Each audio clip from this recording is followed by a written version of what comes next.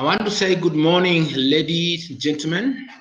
Welcome to this class, session number 9 or lesson 9 in our journey in the course BBM 412, Entrepreneurship, Education on Entrepreneurship and Small Business. And I want to say that I appreciate each one of you, wherever you are, as we continue in this mode of learning, of blended learning. I hope that all of us are enjoying the new technology and being able to interact with the Malimu here and each other. We've not done a lot of that, but I think we need to continue doing that. We are just slightly past halfway the course, the semester, I want to say. And so far, I believe all has been well. I believe so. If there are any comments, please. And then I want also to say that the semester project, which is I should be able to post it up tomorrow, 10th, not 10th, but tomorrow, the 17th, we'll post up the semester project for the half of the semester, and we'll expect you to run through that because it's one of those evaluation topics. Meanwhile, as we begin this session, I believe so far so good. And I want to maybe pause there and ask one or two questions. One of them is, so far, what have you learned about entrepreneurship? Just a reflection a little bit. What do you know about entrepreneurship? Maybe if you're able to grab your mic, please go ahead and get it and speak. Or you can also chat. There's a chat box there. What is entrepreneurship to you this far? I want you to get your own views. Entrepreneurship. What is entrepreneurship? In your own opinion. Your own opinion. So far, the course talks about entrepreneurship. And we've been talking about this for the last 6 or 7 sessions or 8 sessions. So what is entrepreneurship in your own opinion? What is it? Maybe if you're able to type it, fine, chat here. Or we can also be able to pick your mic there and answer directly. Yes, I see here Ndiku Dennis, Karibu, Nyamwa Kabiking, yes, Karibu, Rebecca Kimani, welcome Mbui, Kamau. And I think I've talked about Brian, yes, is the first one to come in. Yes, what is entrepreneurship in your own opinion, ladies and gentlemen? Yeah, because it's good to reflect on a number of these things. What's entrepreneurship in your own opinion? I can see a number of you are typing as we start this course this morning, or this topic this morning. Yes, thank you for those comments. I see them coming. Yes. Waiting. Mercy, I have learned a lot that can enable me to start my own business, make my own decisions that will generate growth, plan and control my business. Excellent. Thank you, Mercy. I hope you can do that even now. You know, with the COVID-19, what's happening is that we are likely to remain longer out of the main campus or main normal system, but we still have a technology with us, and we've not stopped where we were. We've continued. As they say, the train has left the station, and we'll continue on this technology mode. Yes, what about the others? What do you think about that question? What is entrepreneurship in your own opinion? Because as I began this course, we said it should change your thinking. It's a mind shift from where you have been to where you'll be. In transforming your thinking, as you remember, we talked about being innovative. We talked about being creative. We talked about a number of things that we mentioned. I want to hear some of their comments, please. What is entrepreneurship in your own opinion? Meanwhile, as we do that, I think today's topic, I may reiterate it, is business growth. So far, we have gone through the other sessions that talked about what entrepreneurship is, looked about starting a business. We talked about business planning. And I believe in the last 2 sessions, we spent time on business planning. And I hope that gave you some confidence. We also gave you an assignment to look at business plans, which you are to analyze. So many of you have responded and getting back your feedback. And I could see the concepts are clear. They're being understood very well. Today, we are looking at how growing your business. As we can see in this picture, ladies and gentlemen, that picture shows you something. What do we see in that picture for the day? What do you see in this picture of the day? What is represented in this picture for the day of the day? Let's get your comments. Yes, for the first answer, the first question I posed. Thank you for those comments that have come in. Yes. Mwasi, I have learned a lot. Diku, I have learned that entrepreneurship is a process which needs ideas and resources arranged in a plan to achieve great goals. Thank you very much, Diku. It's a good comment. Good understanding. Brian, what did you say? From my entrepreneurship class, I have learned various skills and strategies that I can use to come with my own business and how to run it. Interesting. Also to how to handle any loss encountered in the farm. I hope. Yes, I think that's good. Thank you. Ambui, entrepreneurship refers to the process of creating. Yes, I can see that. Thank you very much. Then Ambui, entrepreneurship refers to the process. Mwaka, on my own opinion, entrepreneurship is what? Identifying gaps and opportunities available in the market and finding creative and innovative ways on how to exploit them to value addition to self and society. Great. Thank you for that interesting comment. Now, when we talk about just pausing at Bikingi's comment, he talked about what? Identifying gaps and opportunities. Right now, when you look at COVID-19, really very interesting. COVID-19, it has made some businesses close, many of them. Some have had to relocate and so on. So entrepreneurship is really, when you look at it, is right on, bang on. Entrepreneurship is right, is timely in that those who are entrepreneurial in their thinking will not stop and continue crying and licking their wounds, as they say, but they will look at opportunities available. What else can you do? If, for example, you are running a shop or running a kiosk, or running a photocopying shop and whatever. And now this COVID-19, it has reduced the incomes and even some have had to close. What happens next? Does life stop going on? By no means. It can't stop. It continues. Life must continue. So with entrepreneurial thinking, you are able to bounce back in doing not necessarily what you're doing, but different things. I see most of you have made comments down here. Thank you very much for those comments. Currency and plan. Yes, coming to today's picture for the day, Mwasi says you have seen currency and plan, which shows growth in business. It doesn't say business as such, but you can see growth. From the lowest here, maybe just has sprouted. Out here would have been sprouted, but here we can see a little, even coins, even money, just a little. And then the next one here is a little more and a little more. And as you go on until you fill a whole jar of coins and even growth, it shows growth. Naturally, everything is expected to grow. Be it plants, right now from those of you in the farming community where you planted maize sometimes in March or February or April, you've seen it grow and you've seen it very soon it will be harvested, right? Plants grow. Human beings grow. We all were children at one stage. We are babies. When we were born, we are just still babies.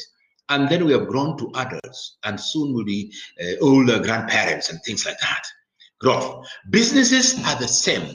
A business that does not grow has its problems. And as we see, problems, challenges will make that business not go any farther.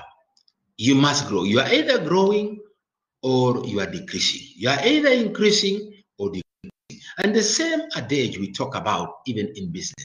When you start small, the expectation is to grow. Like this person here, like this picture here, this particular icon here, you can see very low, but then it grows over time. The horizontal scale is time. The vertical scale, you may say, is volume, as we will see shortly. So today's session touches on business growth. I have also another picture here. You may not see it very well, but you can see here, this looks like a fish. And this is a small bowl of water. This one is a larger bowl of water. And you can see the fish is jumping into the bigger bowl of water. What does that mean? If we may pause for a minute and ask that question, what does this picture show here? An interpretation regarding growth? I can see here, Dion Alex, thank you, Karibu. In my opinion, the picture is symbolic in that the plan symbolizes the growth of the business through continuous investment. Excellent. Dion, for the first picture, I can see you have added there continuous investment. You plow back. If you earn profits, you plow back and continue. Let's see this other one here. Any comments? You want to hear one or two comments here? Maybe one of you can give us. Oh, let's see that second picture. Hassan, karibu sana. Jambo, Kiprotitian, karibu. Brian Omondi, karibu sana. Belinda Onyango, yes, karibuni, karibuni. And Mohammed Zainab. Right, what do we see here? This picture here. I'm waiting to hear from you, to read from you. So we can share. There's this fish. Why? What do you make out of this picture here, as we see? What do you make out of it? I can see here some of you. Yes.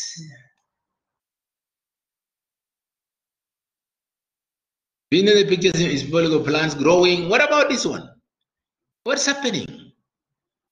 Maybe, for the sake of time, I'll say this.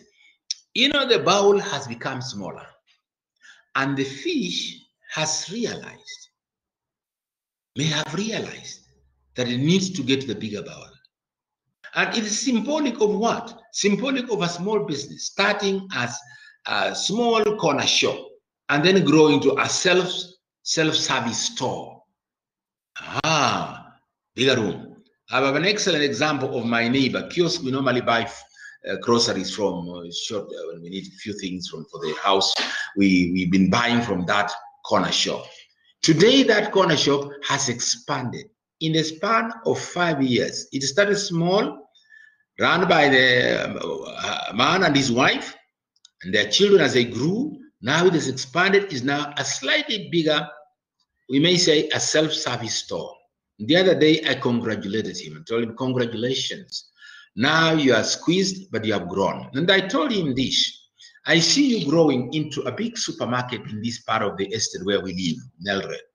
And he smiled and said, thank you very much. So same thing, start small here in a small way, business small, and then they grow and you move to the next level, whereby you have more, you may say, you have more room, you can expand. Yes, I see some responses here from the beginning. He said from the diagram, I can see that the savings, okay, we had plants growing. Yes, then his picture shows increase in growth, yeah, currency and so on. We still dwell in the first one, eh? Yeah, the picture represents how can one use money to grow. Zainab, yes, represents growth. Her fish is jumping to the bigger bowl. Good, Nyamwaka, good.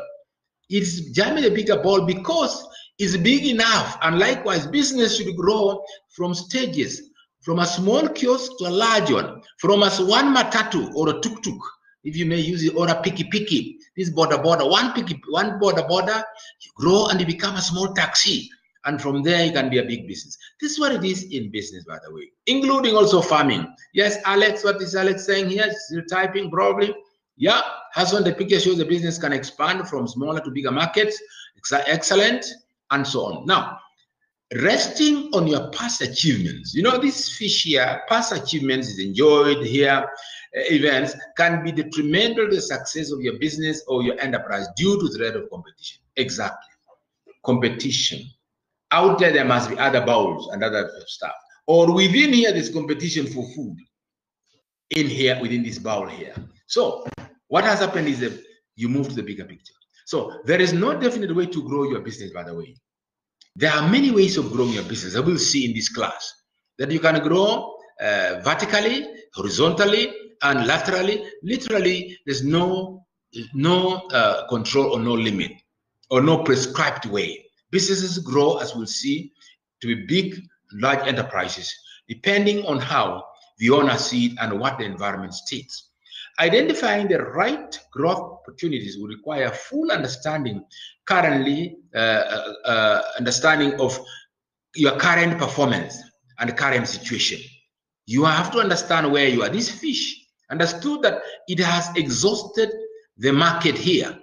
It needs to grow, and hence it has to go to a bigger bowl bigger pond where it can do a lot of growth and so on and so forth, and expansion, as we'll see here. Now, what is the menu for today? The menu for today, ladies and gentlemen, as you can see here, we have the objectives for today. The objective for this session state, at the end of this lesson, you should be able to listen to this. Normally, we set up this, I call them the menu for our class, like a menu in the restaurant. It's a 5-course menu here. We'll analyze business growth strategies of a small enterprise. Well, small here may not mean necessarily micro, but it means of an enterprise. Because every business growth, you remember in one of our sessions, we talked about different levels of growth of businesses. We talked about the micro enterprises, then they become small enterprises, then they become medium enterprises, and then they become large enterprises. Some don't reach there, but definitely they grow from the micros, the single shop, the owner manager who manages a small shop, the print shop, for example, the photocopy shop, or the barber saloon, you know, and then it grows into a medium enterprise. So in this case, we are saying that we'll be analyzing the growth pattern. We'll describe the business life cycle of an enterprise. Yes, businesses have life cycles, just like anything else that is living. A business is a living organism. We can use that term because it grows. You know, it deals with the customers and suppliers and so on, and it grows. So as a living organism, the business also grows through stages. We'll discuss those. We'll also evaluate the role of business growth. Why do businesses grow? Must they necessarily grow? I want you to pause a little bit and think. Are there businesses that you can remember for the last 10 years that have remained stagnant? Yes. Are there some that have grown beyond what they were 10 years ago? Of course, yes. Are there some that have died, have closed shop and gone home? Oh, of course, yes. And are there some businesses that have come up, new ones? Of course, yes. So we say businesses have a lifespan, and we'll be looking through that. Some businesses go on until they become companies and, you know, starting small and growing. Bidgo, for example, is one of the examples I can give you, right, for free. That Bidgo started in Nyeri. The father of Vimal Shah was running a small shop in Nyeri and grew into a factory, making soap and so on. And then, of course, it stagnated before Vimal Shah took over.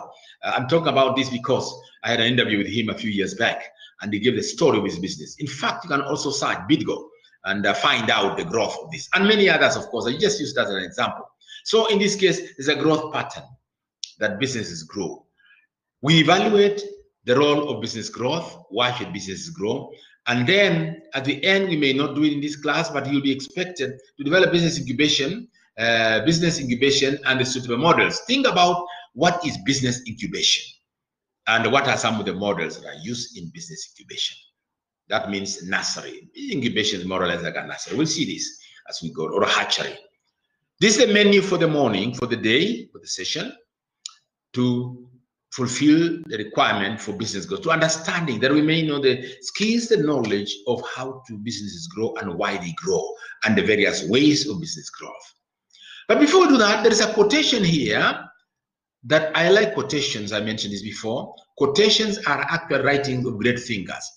And here, the quotation is from none other than the 35th president of the US. And this is what he said. That's John F. Kennedy. Conformity is the jailer of freedom and the enemy of growth. Wow. Conformity. If you conform, ladies and gentlemen, you conform, you remain there, you are jailed in the jail of conformists.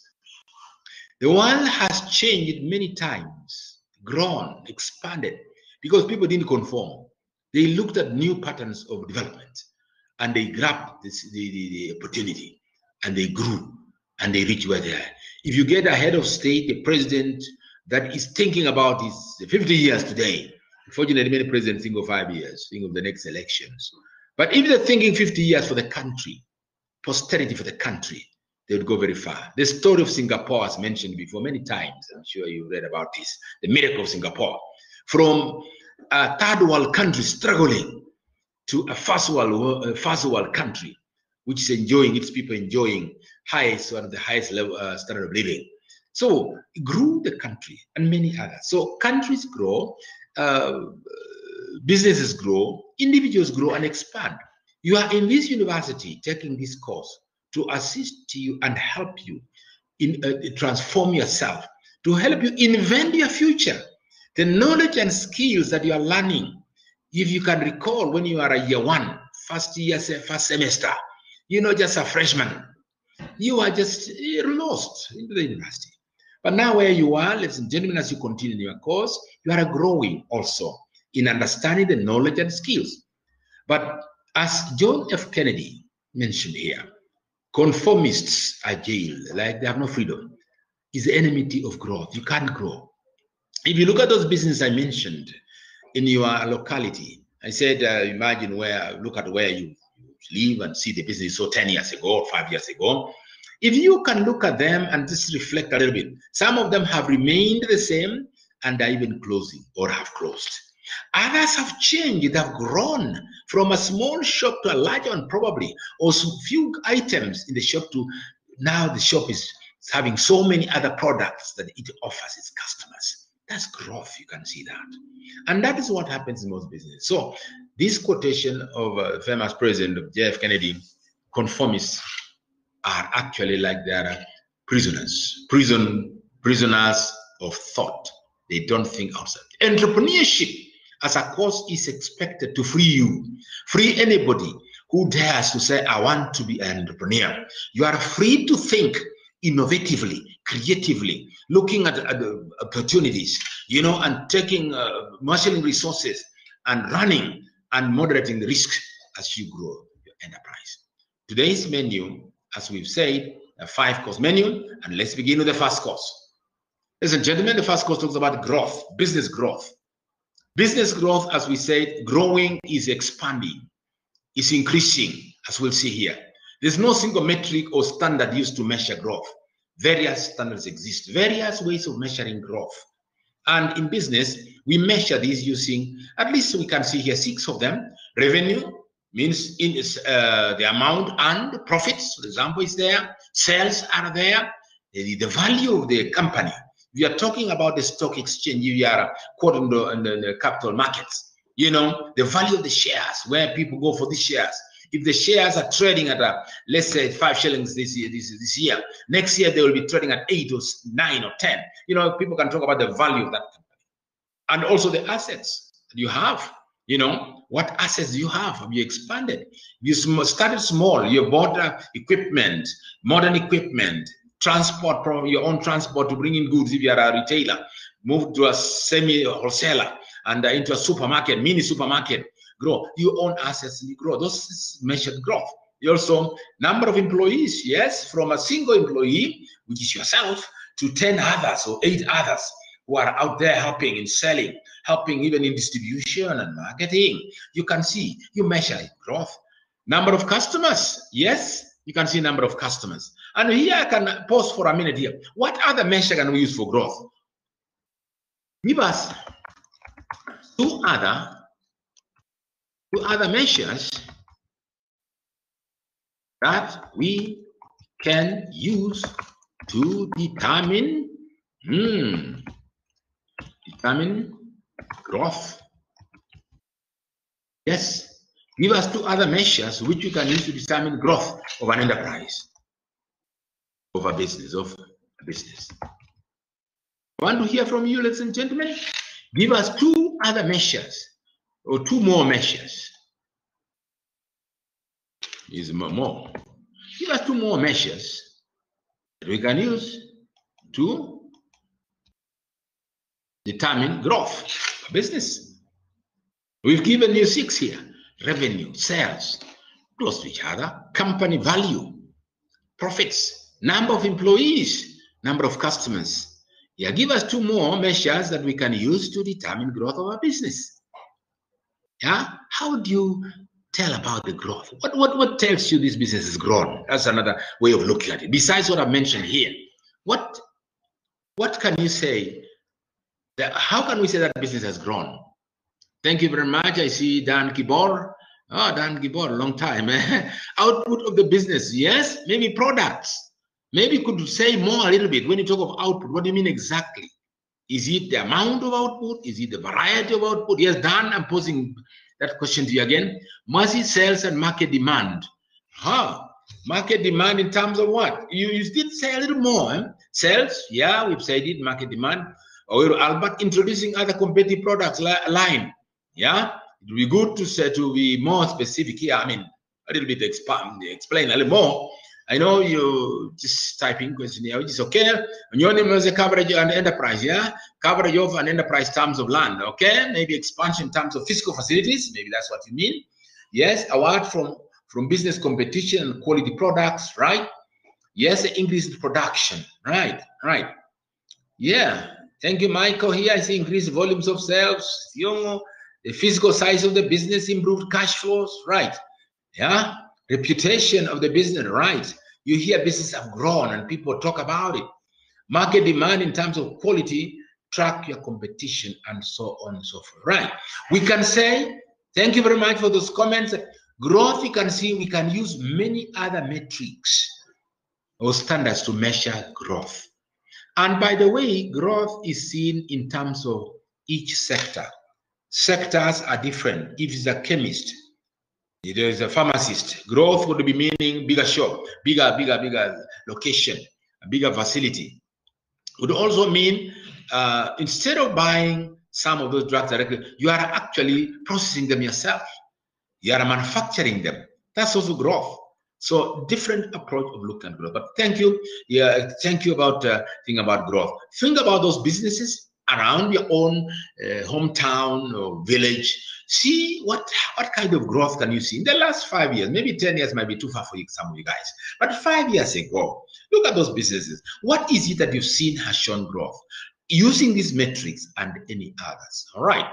Companies can grow in some of these metrics, but not in others. Revenue can grow without an increase in customers if the gains are caused by existing clients buying more. Exactly. Yes, you can see that it does not mean that increase in profits meant expansion in terms of the size of volume. It could be the same customers. So these measures really are a multiple and complex. Yeah, multiple and complex in terms of growth can be seen in different ways. We normally talk of biological growth in terms of physical growth, but they can grow in different ways and so on. Even suppliers, getting more suppliers, quality product, raw materials, whereby now you get customers, more customers buying from you, and so on and so forth. To understand the type of growth a business requires, it's important to analyze the stage of growth a business is in using the life cycle. Yes, to understand the type of growth a business requires or is going through, would want to look at the stages. You remember we talked about life cycle of a business. Life cycle, beginning from the tiny business to a large company. Life cycle, we normally refer to this like biological, in that when you look at the life cycle of plants, life cycle of animals, life cycle of insects, from an egg to a pupa to larvae, which one comes first? People larvae, and then to a young moth growing and wings and flying away. You see, there's a life cycle, and so on, and it dies at the end. Businesses do the same, as we'll see here shortly. In fact, as we see here in that, before we talk about the life cycle here, we'll be seeing a diagrammatical growth from the lowest level to highest level. But this is what the life cycle is. It's a progression of a business in phases over time. It grows, progression over time in which the business grows. There are 5 stages, common stages. There are some thinkers talk of 7 stages of business life cycle, others talk of 5, but they mean the same thing, in that you are moving from the smallest level, or even before you started, all the way through to growing it. If you may pause for a minute here and reflect. When we looked at a business startup, we talked about idea stage. You start with ideas. And even maybe I can ask a question here. If anyone can answer this, you can grab your mic and answer this. When we talked about where the businesses started. Many of them that start from scratch start from business ideas. What next after business ideas? Maybe that's what I may ask one of you. Alex Tiongo, can you get your mic? Alex Tiongo, yes? Alex, are we together? Anybody who wants to say something? Yes? Brian Mulay? Brian Omondi? Want to say something? Hello? Belinda? Hello?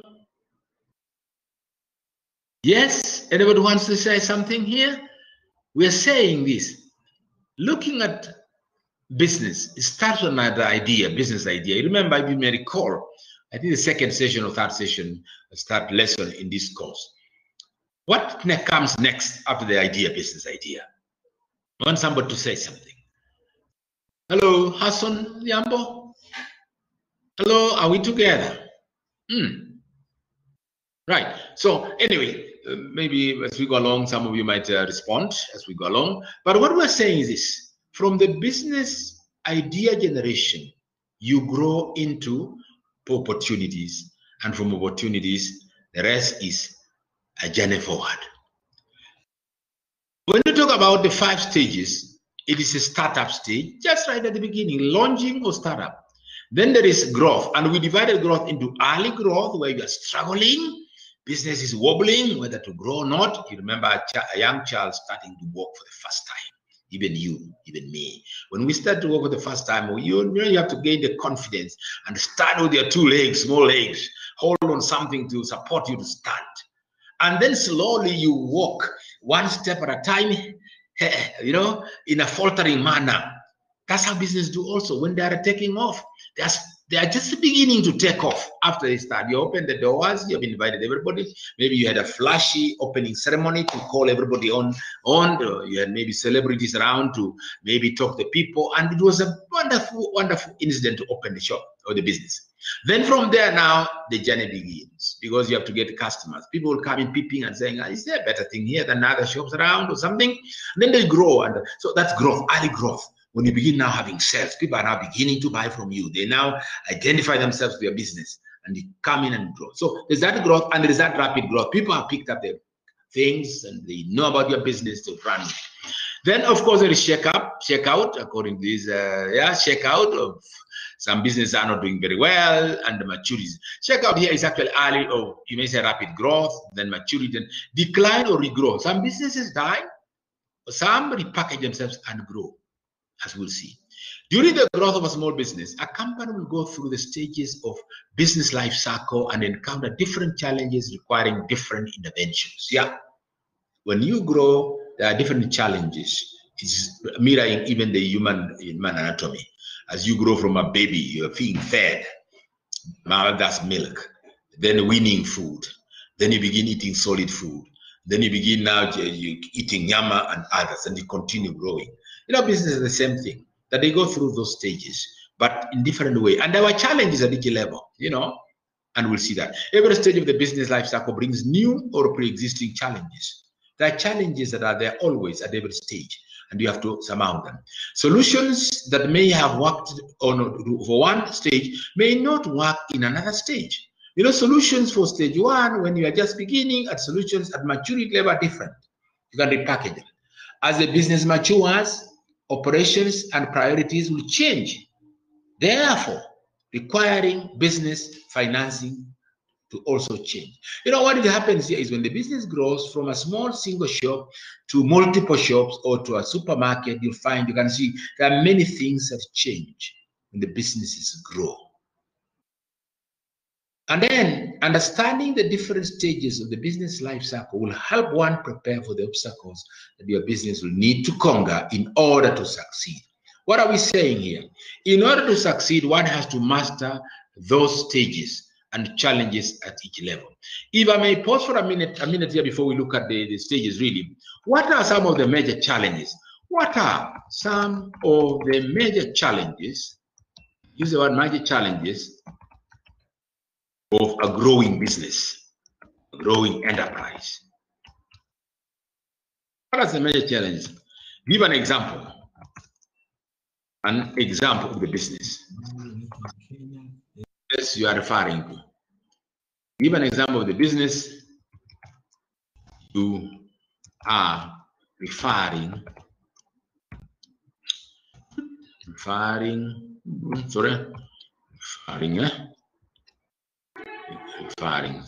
So for this example of the business you are referring to, what are some of the major challenges? What are some of the major challenges of a growing enterprise? Give examples. Give an example of business you are referring to. Belinda is already here. The level, distribution, and supply through and the change from whatever. Yes. Mercy, lack of enough skills. Right. What sort of skills do you require, Mercy? Maybe you may indicate some of those skills. Lack of this type of skills. Thank you for the comment, though. Kiprotian, corruption, and what? Unfavorable regulatory environment. Maybe you need to say a little more, but that is general, but it's okay. Yes, accepted. Demand fluctuation. Yes, Omondi, I think that's interesting. The demand might be fluctuating. Okay. Onyoni must say inadequate capital. For instance, let's say when ZTEC was growing, yeah, inadequate capital for growth. You need money to expand. Right now, your university is building. Our university, ZTEC University, has a brand new building coming up to the northern side of the current building at TRC. Beautiful resources were looked for. Inadequate capital. Lack of proper advertising methods. Yeah, marketing. Ndiku, that's right. We're talking of marketing. Marketing of the products you have. You are growing, you are manufacturing, you need to market. Advertising. Proper advertising methods. Skills like leadership, decision-making, techniques. Rigidity in terms of bottlenecks, such as tough regulations. Sarah, lack of what? Keeping up with the market growth, yeah. If we may pause for a minute there, Belinda Onyango, keeping up with the market. In fact, when the market expands, you may not fulfill that market very easily. It's a challenge.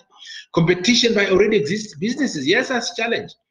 Because you're going head on with the people who are already running, are ahead of you, or they are also in the same race with you. That reminds me of the races. People, when they're running, they really make sure that they want to be number one. Everybody wants to be number one. Identifying the business market is a challenge as it is growing business. Yeah, you need to look at the market. You have to use market intelligence, information. Bad political environment, may affect it. Yes, there's a lot of politics that people are not very happy about. It creates uncertainty, and that's a challenge. Keeping up with the dynamic environment. Yes, rapid changes in technology. Exactly. Thank you. Technology is changing. That's a challenge because you need to have new. If you are using the old computers, this tells me about some of those cyber caves. Remember, some of you read when you go to some cyber caves, they are using very old computers that are very slow. I sometimes make a joke when I visit some of them.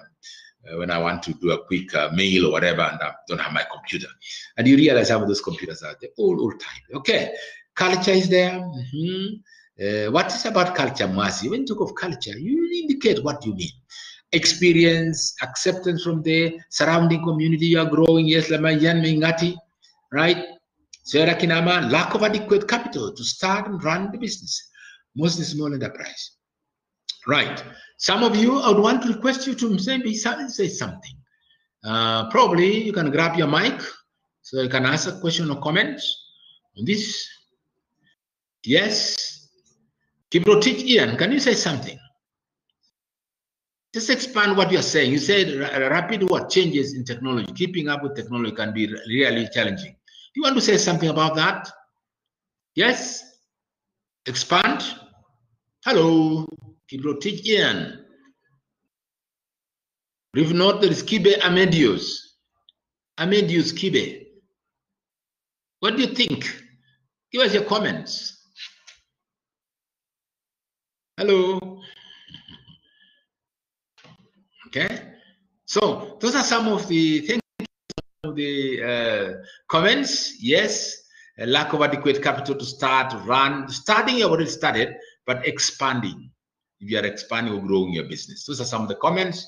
Thank you very much. You keep them coming. We talked about business life cycle. And when we talk about business life cycle, what do we mean exactly? That's what we mean. Before us here, we see a diagram or an illustration graphical illustration of the business. And as we see that graphical representation, what we say here, what we're seeing here is a horizontal scale, which talks about maturity, a vertical scale, which is vertical scale. Let me make this enlarge it a little bit. Yeah, enlarge it a little bit there. Yeah, no, I've gone too far, a little bit there. Yes, you can see the horizontal scale represents time, maturity also, over time. The business is mature. Here, complexity in terms of products, in terms of metrics of expansion. And as we see here in this illustration here, the first phase here, if we may look at these phases, there are 5 phases. This phase is called development phase, according to this particular illustration. But before we get to development phase, you may look at the startup. Startup is at this point, actually, the startup. This is a startup. So we have development, means the time of idea generation, opportunity, zeroing in on opportunity, and being able to grow your business, being able to start it. Before you start, this stage here represents, this band here represents startup. You are starting up, you've just opened your doors, you have invited maybe a local politician or leaders, or opinion leaders community to grace the occasion and pull the crowds so that they are able to know the visibility of your business. Is it visible?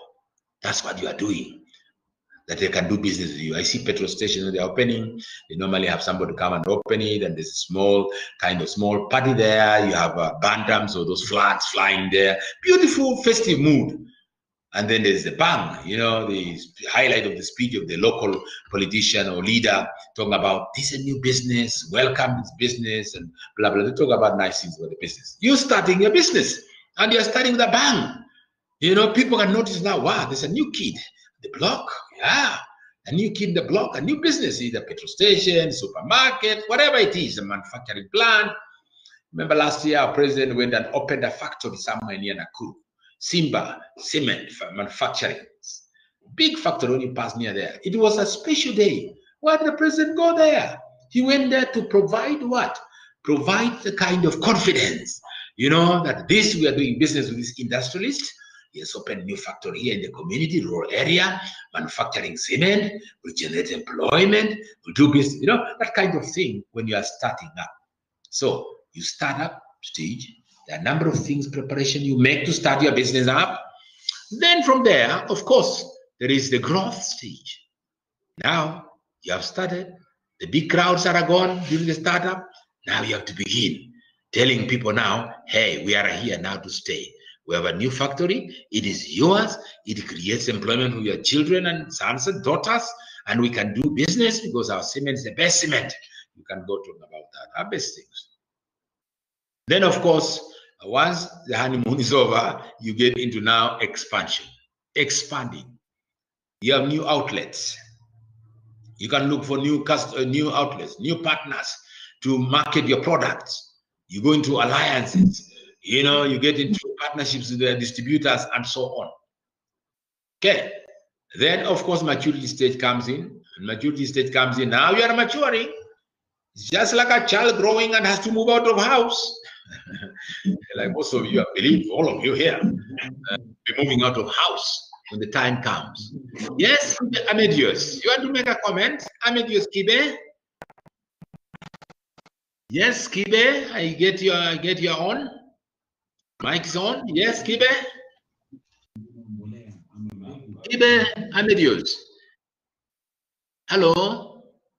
Oh, he's muted his phone. Okay. So you can see you expand, you mature. The business matures. What next? The question you ask is, what next when you go after maturity? Either the business drops, or it grows, new regrowth, or it continues the same trajectory. So the choices are there, or remain there. But you can't remain there for long because competitors are very busy trying to compete, trying to take away your profits, trying to eat into your market. So you can never say, I am okay. You remain at sitting on your laurels. You remember when we talked about that sitting on your laurels, you may not go far. Yeah? Check your connection, sir. Am I having a problem? Malima can't hear sound. Can you? Sinja, can you hear me? Am I being heard? Yes, Malima can't hear you. Which topic? Oh, Malima can't hear you. That's Nelly Sinja. What about the others? Are we okay? Please? Is sound okay? Okay? Because my end here sounds, you looks all right. Yes, Onion says, yes, thank you. Thank you, Jaika. Thank you very much. I see. Yeah. So what we're saying here is growth of your business. This is the path businesses take. Thank you very much. Yes. This is the path business takes. As I said, just as a recap, we'll be going through each one of these. This session, I want to go through each one of these. At this point here, there are many challenges in development. And this is called sometimes, in other books, they call it pre-startup. Just before you start your business. The next stage here is you have started. Next one here is growing. There is slow growth, rapid growth. Then there is expansion. Then there's maturity. There are challenges we'll see here as we go along. And therefore, let's look at each one of them in turn. Right. The first one here is development stage. Development stage. The development stage. Hello. Maybe somebody can mute their mic. Kibe Amedius, are you with us? Right. So, you can mute your mic, please. Development stage, as we said, is the pre-startup. And the pre-startup includes idea is merely just a thought and require a round of testing in its initial stage. We talked about idea generation. Conducting research as discussed in lesson 8. You remember lesson 8 talked about business research for the market. And then business planning comes next. So conducting research and you plan. Determining whether the idea is worth it. In fact, you do the business plan at this stage, you make sure that your business plan, you have a roadmap which you will use to expand or grow your business. Otherwise, if you don't, anything will go. You go and buy materials you don't require, you spend money where you have not, where it's not necessary directly, and so forth. So business planning, as we saw, is a roadmap that helps you discipline the way you do things in terms of running your business. Okay, conduct research, determine whether the idea is worth it and whether it will result in what? Result in a new business. Challenges in this stage are here. But before the challenges, this just is a recap of what we did in one of the sessions. We talk about the journey to starting your business. But here it talks about idea generation, conduct research. Now, if I may pause there for a minute, idea generation. What are some of the sources? I know we asked this question in one of the sessions before. What are some of the sources of ideas when you talk of idea generation? What are some of the sources? Yes? What are some of the sources of idea generation? I want to hear some of you. Idea is merely just a thought. That's where you begin here. But where would you get these ideas? You, as a graduate of this university, you are out there as a student, not a graduate. As you will be out there at home, I'm sure some of you are already doing something to generate income and earn a little extra shilling, because you are not longer coming to class directly physical. You can sit and listen to the classes and you have time. And I'm sure some ideas have come into your mind.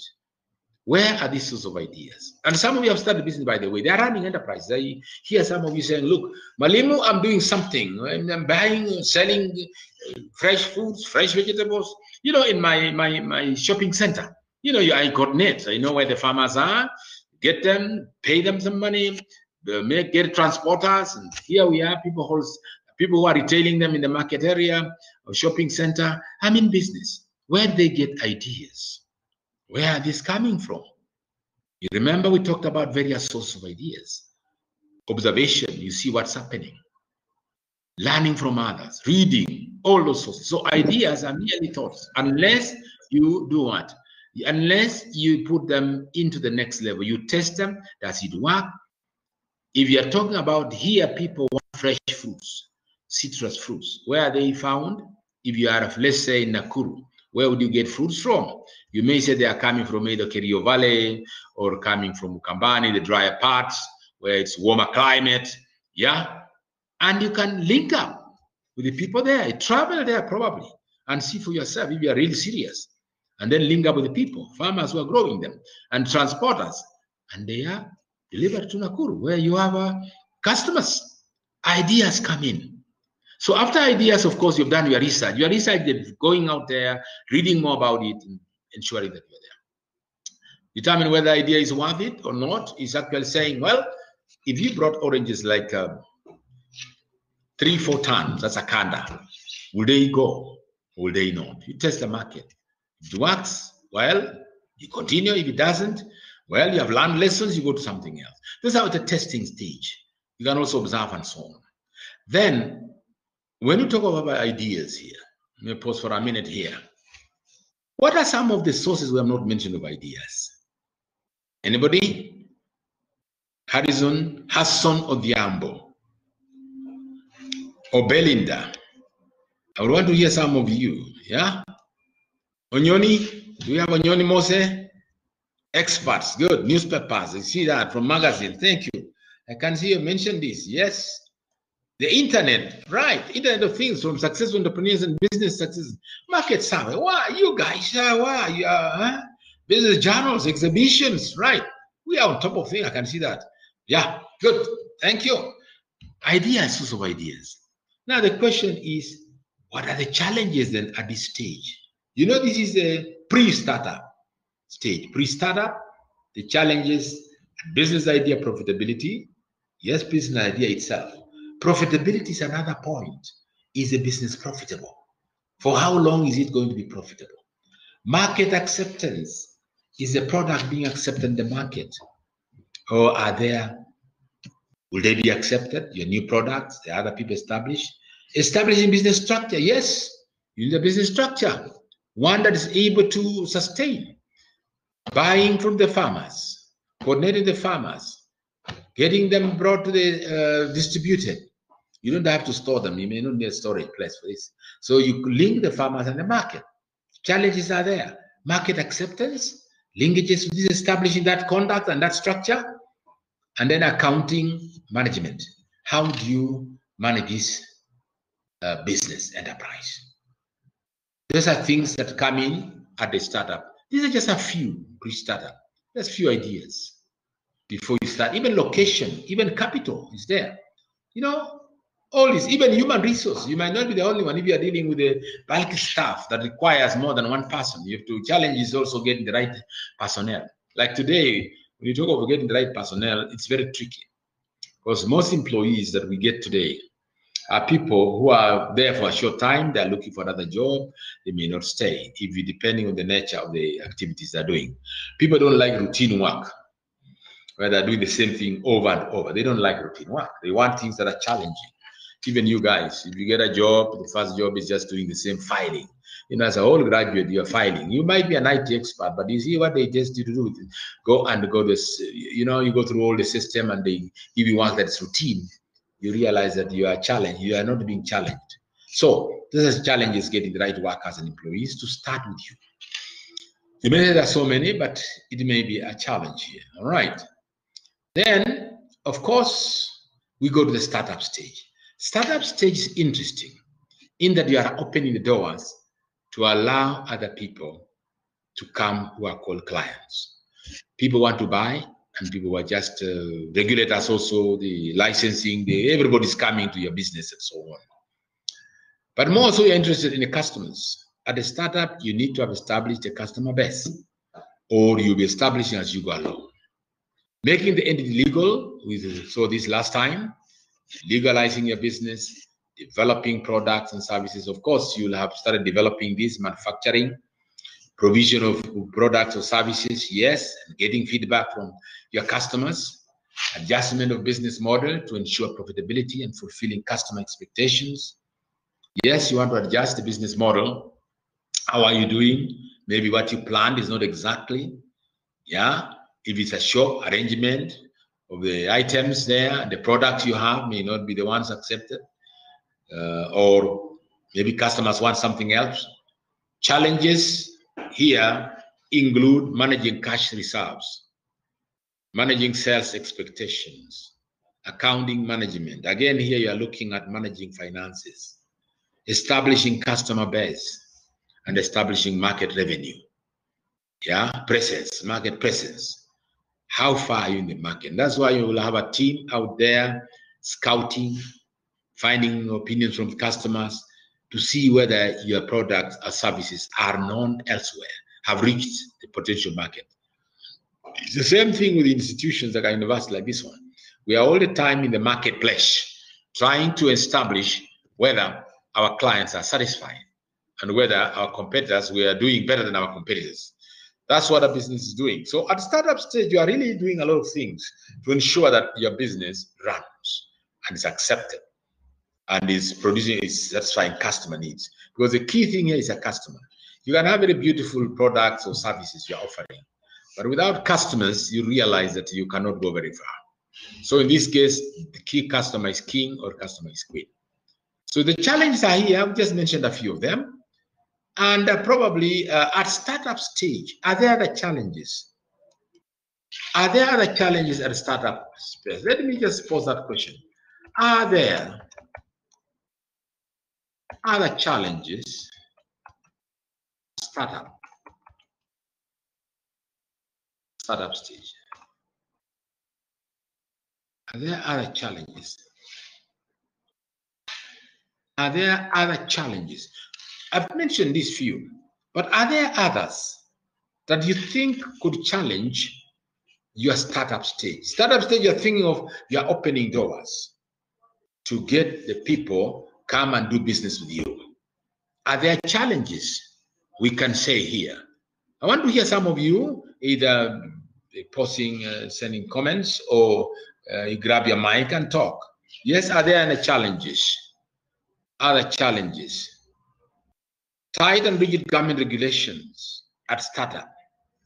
From failed ideas. Oh, yeah, that's a source. That's a great of you. Failed ideas, you can see failed ideas. That's the first question, the question we asked before.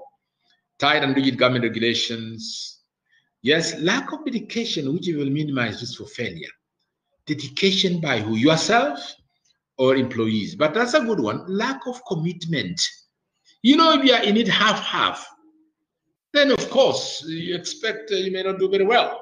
Lack of commitment, I see here, Nyoni. Cost of obtaining licenses. Yes, today the costs can be a challenge to a small to a micro enterprise. And see here, lack of what? Lack of adequate capital. Yes, Maina. And then I see Jacqueline Omoke. Jacqueline, yes, interesting. Developing the vision, business idea, assembling a business team, raising capital, raising good employees, finding good customers, dealing with the competition. Oh, yeah, very Jacqueline, I can see you have quite a host. Thank you. Congratulations. I can see you've given us quite a number. Stiff competition, Jenga, yes, and so on. Regina Duku, keeping at the market, keeping pace with the market. Duku training employees, and so on. Lack of experience in the market strategies. Right, yeah, the market is there, but lack of experience. Are you able to do it? Right. Thank you. I can see a number of you have given us quite a number of them. Right. Let's go to the next one. The next stage is, of course, we talked about development, pre-startup. We talked about startup here, and I see a number of you have given me some of finding the right people. Yes, in terms of challenges at startup stage, doing something new may be tiring and stressing, and therefore make the person rethink of the idea. Yes, it's also frightening, Zainab. It's also frightening. You understand for the first time, am I confident enough? Will people buy from me? Those anxieties are there as you go along. So there are a lot of those challenges that can be frightening and can make you even say, look, I close shop. Some percentage, of course, close shop because they realize, oh no, it's not in me. I didn't expect to go into this. Not me. And yet they had a burning idea to get there. Right. All right. As we go along here, we can continue with the next one stage is growth and survival stage. Now that you have started, now that you are on the journey, now that the train has left the station, let me use that common phrase, it has left the station. That means you're already on board. You are on board and the plane has taken off. You are now getting into growth stage. What happens there? There is survival stage and growth. Of course, after you start up, there is survival and then there is growth. So these are combined. Yes, here. Business constantly generating revenue and adding new customers. Yes, if you are selling, your sales, daily sales are 10,000. Maybe the next month you'll be doing 25, 30, 40. You are growing, and the following the third, fourth week you are doing 50,000 average. That's good. That means you are growing. That's a feature of the business growth stage. Recurring revenue will help pay for your operating expenses. Yes, you are able to pay for the expenses. You are able now to say, well, we are almost breaking even if we haven't, and so on. Business could be operating at a net loss. You can also be doing loss because startup is a very traumatic stage of any business. You are not so sure whether you get customers or not, and you'll be waiting. You are waiting and hoping people will come, will pass by and drop in and buy from you. Dropping in and going is not enough, but buying from you, doing business from you. These are some of the things that we look for as you go along. Business could be operating at a net loss or maintaining a healthy profit, but facing competition. Fine-tune business model and implement proven methodologies, sales model, marketing model, and operations model before expanding. Yes, this is where you are growing. You have not yet expanded. You are struggling to grow. Yes, and there are challenges at this stage. And the challenges as we see are here. You can see these challenges here. Yeah, you see challenges here. Yeah, you see challenges. Dealing with increasing revenue. Yes, when you are growing, more money is coming in and there's increasing revenue. And it poses a challenge because you have to have systems that ensures that nobody pilfers the revenue. Dealing with increased customers. Yes, number of customers has increased. The number of customers is increasing every day. Accounting management, effective management, market competition. These are a few of the challenges at this point. Are there any other challenges at this point? Do you think there are others? At this stage, we are talking of growth. The business is growing. Business growth stage. Are there other challenges here? You think?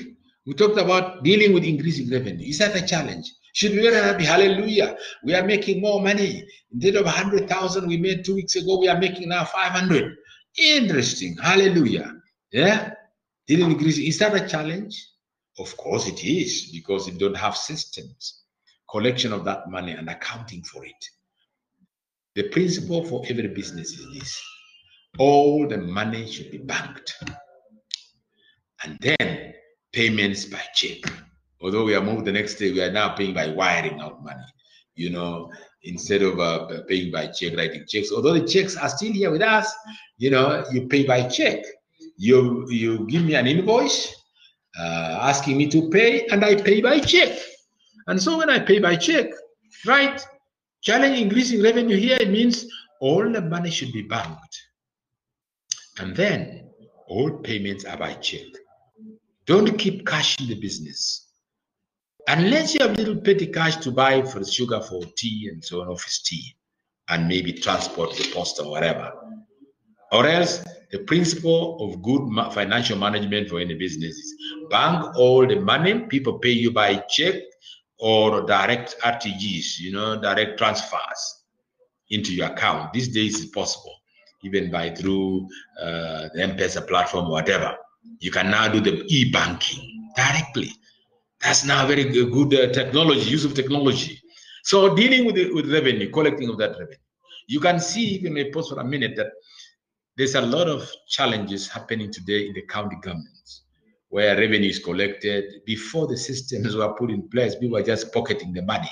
Money was coming in. Of course, it's a true fact, because one was a cashier in one of the counties, I won't name.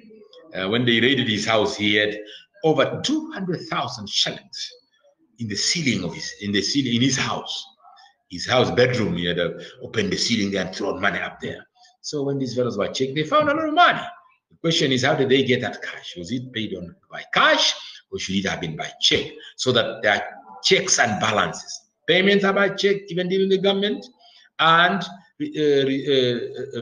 banking and payment by check, so that you can trace the monies and so on. So Dealing with increasing revenue is a challenge.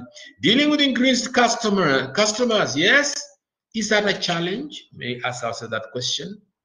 Dealing with increasing customers, how is that a challenge? Ladies and gentlemen, as we continue, when we ask you a question about challenges, or when you come and encounter a question on challenges of expansion, don't just tell us increasing customers. That's, everybody knows that. The customers will be many, of course. But is that a challenge? Yes. Pause there for a minute. Is that a challenge of increasing customers, really? Isn't it good that you have increasing customers? It's a challenge in this respect, that if you don't have enough proper systems in place to handle the demands and expectations of the customers, they'll be frustrated.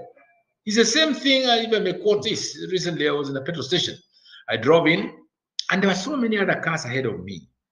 You know, and yet there were many cars ahead of me. I had to queue. And then there was another pump that was almost idle, really. And nobody directed me, because there should be somebody there, and a supervisor should be there directing customers. You know, receiving customers, hey, go to that pump, go to this one, wait here, please, sir, wait here, madam, wait. You know, nobody was doing that. So I got frustrated and decided to just drive home. Drove up and went to the next petrol station, where I was received very well. There was somebody there, white overall, inviting. You know, there are many cars, yes, but this one you could feel they are caring for the customers. The other one, you're just frustrated, you're left there. So again, here, dealing with customer expectations is a challenge. Dealing with quality service, again, is another challenge within that, because you may not be able to give quality service. There are many people coming in. Imagine going to a shop and there are so many people. These days, of course, with the COVID-19, you have to keep distance, of course, as many of them are telling you, keep distance. So keep distance and service a little slow and so on and so forth. But what am I saying? I'm saying this: if you've been to a shop where you're frustrated, there's so many people, each one is asking this, and the fellow that's confused in there behind the counter, even if they had more than one person serving, they are not really doing the job as expected because of large number of customers. It's a challenge, and you can lose them. At this stage, you might decline, my friend, if you are not taking care of your customers. This is accounting, of course, management of the funds. How are they managed? When the money comes in, there must be a real system, financial system to take care of this finance coming in. Effective management comes in, I mentioned that. Effective management in terms of ensuring that the systems are moving, people are happy, you know, everybody's happy that, you know, when you get this business, even if there are many customers, they will serve you, and somebody there to keep you, not company aside, but make you feel at home. When you talk of universities, I hope that's what ZTech is doing. When you come in, we don't just leave you as a crowd, as a member there. We deal with you, handle you well, handle customers well, of course, when during the time of face-to-face. Whereby, you know, every institution, you go there and you find that either you're just frustrated, nobody's talking to you, giving you direction and feeling you welcome. You know, that's a challenge for growth, of course. And so, larger institutions have those problems. Smaller ones and medium, better. Right. When we talk about effective management and market competition, that's there. Of course, it's obvious that there will be market competition. For every business, there are competitors. And therefore, during growth period, what does growth mean? It means you are getting more revenue, more sales, more customers. And what it means? It means your competitors are seeing and watching. Competitors are always watching on each other, seeing how the business are doing. And if this one is doing very well, maybe what products are they selling? Let me get there and also sell some product. Or paint my shop or arrange goods like my competitor. So these competitors will be there. Yes, Kiba Medias, do you have any? Yes, Kiba Medias, please mute your mic unless you want to say something. Yes, so these are challenges at the business growth stage. Here is where the rubber meets the road, as the Americans say. The rubber meets the road. Is you are growing, you are now, the favor of customers are coming in, they are buying from you, and they are associating with you, and they're becoming many. So you have to think, as an entrepreneur, think of expansion comes in there naturally. Growth and expansion. You are growing, but you need to expand.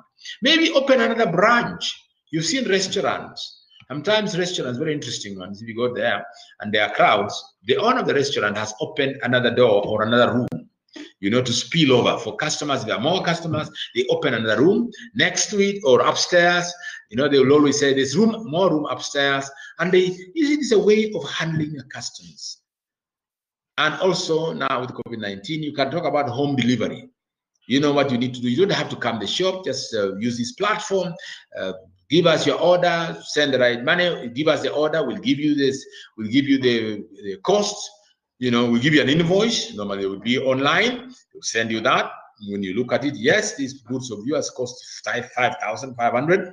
This is the breakdown, right? You pay the money. Again, here you are paying e-banking. Pay direct M-Pesa or transfer. You pay the money, the order. You receive the goods are supplied to you, and they guarantee say we supply your goods in 2 hours time. Upon the time of receipt of your money, your ordered money, we supply goods. So expansion again, growing. That's where the businesses are going, and very, very interesting. That means they must invest in technology. This is a time when you need technology to deal with some of these issues rather than people queuing up. Yeah. By the way, there's some interesting technology in the Western world. I experienced last when I traveled a few years back, and this is what's happening. There is now no people assisting you in those shops. Most of them are self-service store. You go in, you go to pick the goods from the shelves, and here is actually there's no cashier. There's only a supervisor watching, using of course taking care of the store. And what you do here is you get the goods, you go to the counter, you pay directly yourself. And the receipt is given to you, and you take your goods with you. Nobody's serving you. You know, that has moved into a level of self-service, really. You don't pay direct to the cashier there. What you do is you bring your goods, come to the point of sale, and usually, you know, these have tagged so that what you do is you push them through the machine, depending on how it is, what kind of product it is. It reads and tells you the amount, and if it's one item, you pay either by card. If you're using the card, you swipe your card there, put in your PIN number, it gives you a receipt, and you take your goods, you go. Very automated. Now, what am I saying? Growth. When you talk of expansion and growth, you may want to go into self-service rather than having people waiting on customers and so on and so forth. Of course, here in Kenya, it's still very far, because you go to a supermarket, you still have these people, the shelves and counters helping you and so forth. So I'm talking about increasing customers and how you handle them faster and so on and so forth. Now, pausing there for a minute, we're talking about business growth. What other challenges are there in business growth that Mwalimu has not mentioned? What other challenges are there that touch on business growth? We're still talking about business growth. Sorry for this. Let me make it a little bit more visible. Yeah, growth. Are there other challenges? Pause for a minute here. Are there other challenges? Adjust your mic a little bit, Mwalimu. I've adjusted my mic. I think I'm getting far from here. I'm just near. The mic is okay. Now, what other challenges? State other challenges at growth stage. Business growth stage. State other challenges at business growth stage. What are they? Challenges at both business growth stage. What are some of those challenges, ladies and gentlemen? Yes, Jacqueline, keeping up with the market, planning ahead, cash flow, problem solving, the right system, skills and attitudes, welcoming change. Welcoming change. Yes, I want you to say a little more, Jacqueline, on problem solving. You've said problem solving is one of them. Can you say a little bit more on that as a challenge? Yeah? Mercy Ongopa, yes, Chapter. Thank you for typing, giving us more information. But I'm asking here, Jacqueline Amoke, maybe you can say more about this problem solving as a challenge. How is it a challenge? You may ask that question. Maybe as we wait for her to type to give us some response. I see here Jaika talks about maintaining customers. Exactly. Customers are people who should be guarded and taken care of fully, or else you lose them because the competitor is beckoning. Yeah. Ndigu Danish, upgrading service system. Yes. I wish you could say more, you know, when you type, don't just type 1 or 3 words, go farther. Mutinia Marian, keeping up with the market changes, right? And the growth there is very turbulent period. It's like talking about turbulence in the air, or if you have gone by boat. You know, I've used a boat one time between Rusinga Island and not Rusinga, at Beta Point and Fangano Island. I tell you, when you are in the middle there with these engine run boats, and the water is a bit rough in the afternoon because water is a bit rough. Wow, the fellow who is a coxswain is very busy struggling to keep the boat running well. The challenge is growth. And I mean, coming back to growth, I see here, yes, Brian, new inventions and competitors. Yes, Jacqueline here, you said the problem solving. New businesses often run in perpetual crisis mode. Every day brings new challenges that urgently need to solve it, and spend most of the time troubleshooting. As a business grows, this approach simply doesn't work. While a short-term crisis is always urgent, it may not matter nearly as much as the things that matter. Spending your time soothing and irritated customers might help protect the one relationship. Yes, I like that one. Spending your time soothing an irritated customer. It's just like I mentioned about the petrol station. Here I've driven in. Of course, there are not many customers there, motorists. But there's this fellow who has parked ahead of me, and I need to get to fuel the same pump. And he has gone to work. I don't know what he was doing, taking a phone call. And here I am waiting for him to move his vehicle. You know, I was irritated. I told him, look, my friend, can I go away? And, you know, to suit me, of course, I understood. But the question is, I'm a customer. You've been one, I'm sure. All of us have been irritated sometimes because of things that are not being solved by the people who are hosting us. So in this case, dealing with that, as Amoke mentioned here, is very interesting when you're doing a growth, because there are more customers with many expectations. And these days, by the way, I tell you, people are impatient. They are all struggling to run their lives, and if they're delayed a little bit in one thing or another, they get irritated. Dealing with that is a problem. You're solving a problem as part of growth. You'll have many customers. Some want fast service. Some are not slow, and so on and so forth. Many expectations. That's interesting. Brian, new inventions, competition. Yes, Leah. Backup strategies in case they have businesses benefits do not respond. Yes, you must look at plan B, as they say. Yes, Zainab, dealing with the increased number of workers immediately. Yeah, exactly. If your business grows, you have many workers. How do you handle them? You have now to have systems in place. You have a supervisor for every maybe 5, 6 employees.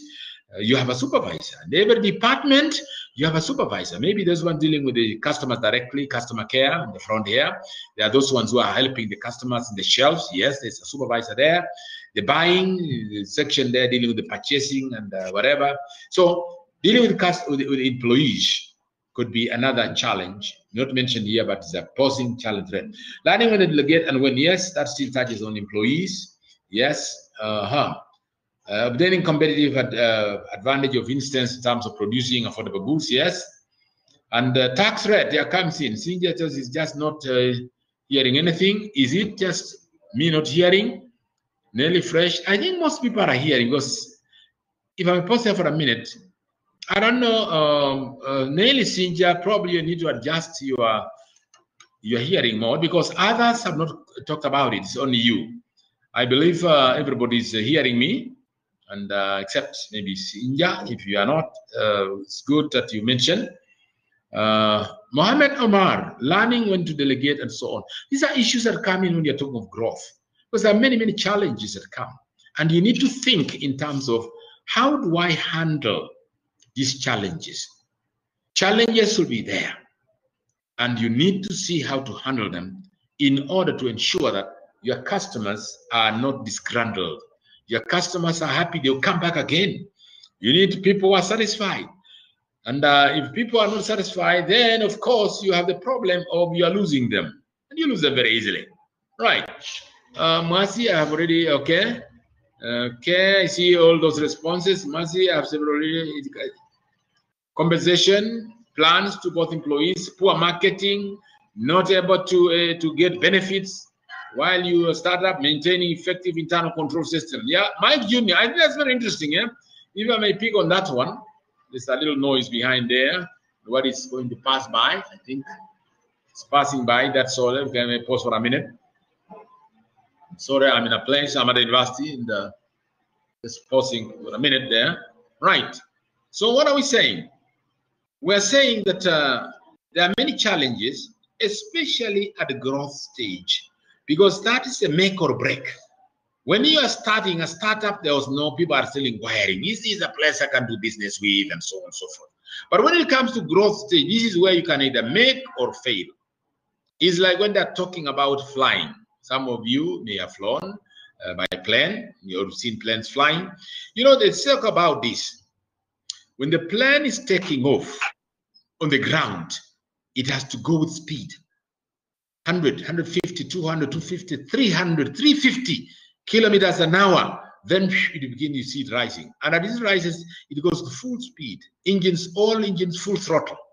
The plane climbs and soars and goes up until level of saying it's cruising speed level.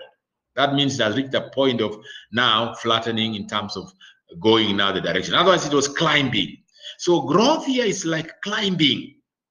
You're actually climbing and you need not to have any chances. Otherwise, you come down. So the same thing in the business. When you are growing, it's a stage which is tricky. You started, yes, people are inquiring whether you are good or not. Can we do business with you? Can we use your business? Can we buy from you? And so on. But after that, they will still see whether you are still maintaining the quality you promised. So that's what happens. Even the quality of goods. Yeah, I mentioned Jenga, the good services produced since different customers have different tastes and so on. So you are now selling in large numbers, and it's very easy mistakes can be made. So ensure that you are not getting mixed up in terms of paying attention to your customers. Sign up, maintaining your position in the market, making sure that your business doesn't experience a lot of losses and so on. Yeah. Interesting there. Maintain that developing market strategies that are different from your competitors and are different from that startup. At startup level, it was informing people. At the growth stage, it's actually convincing them that you are the people you can do business with. Otherwise, you decline and you go down. So the same thing with most of these businesses. Right. Having seen that, a question, please. Yes, Mercy. Post your question. Yes, Mercy. You post a question. Yes, Mercy. Post your question.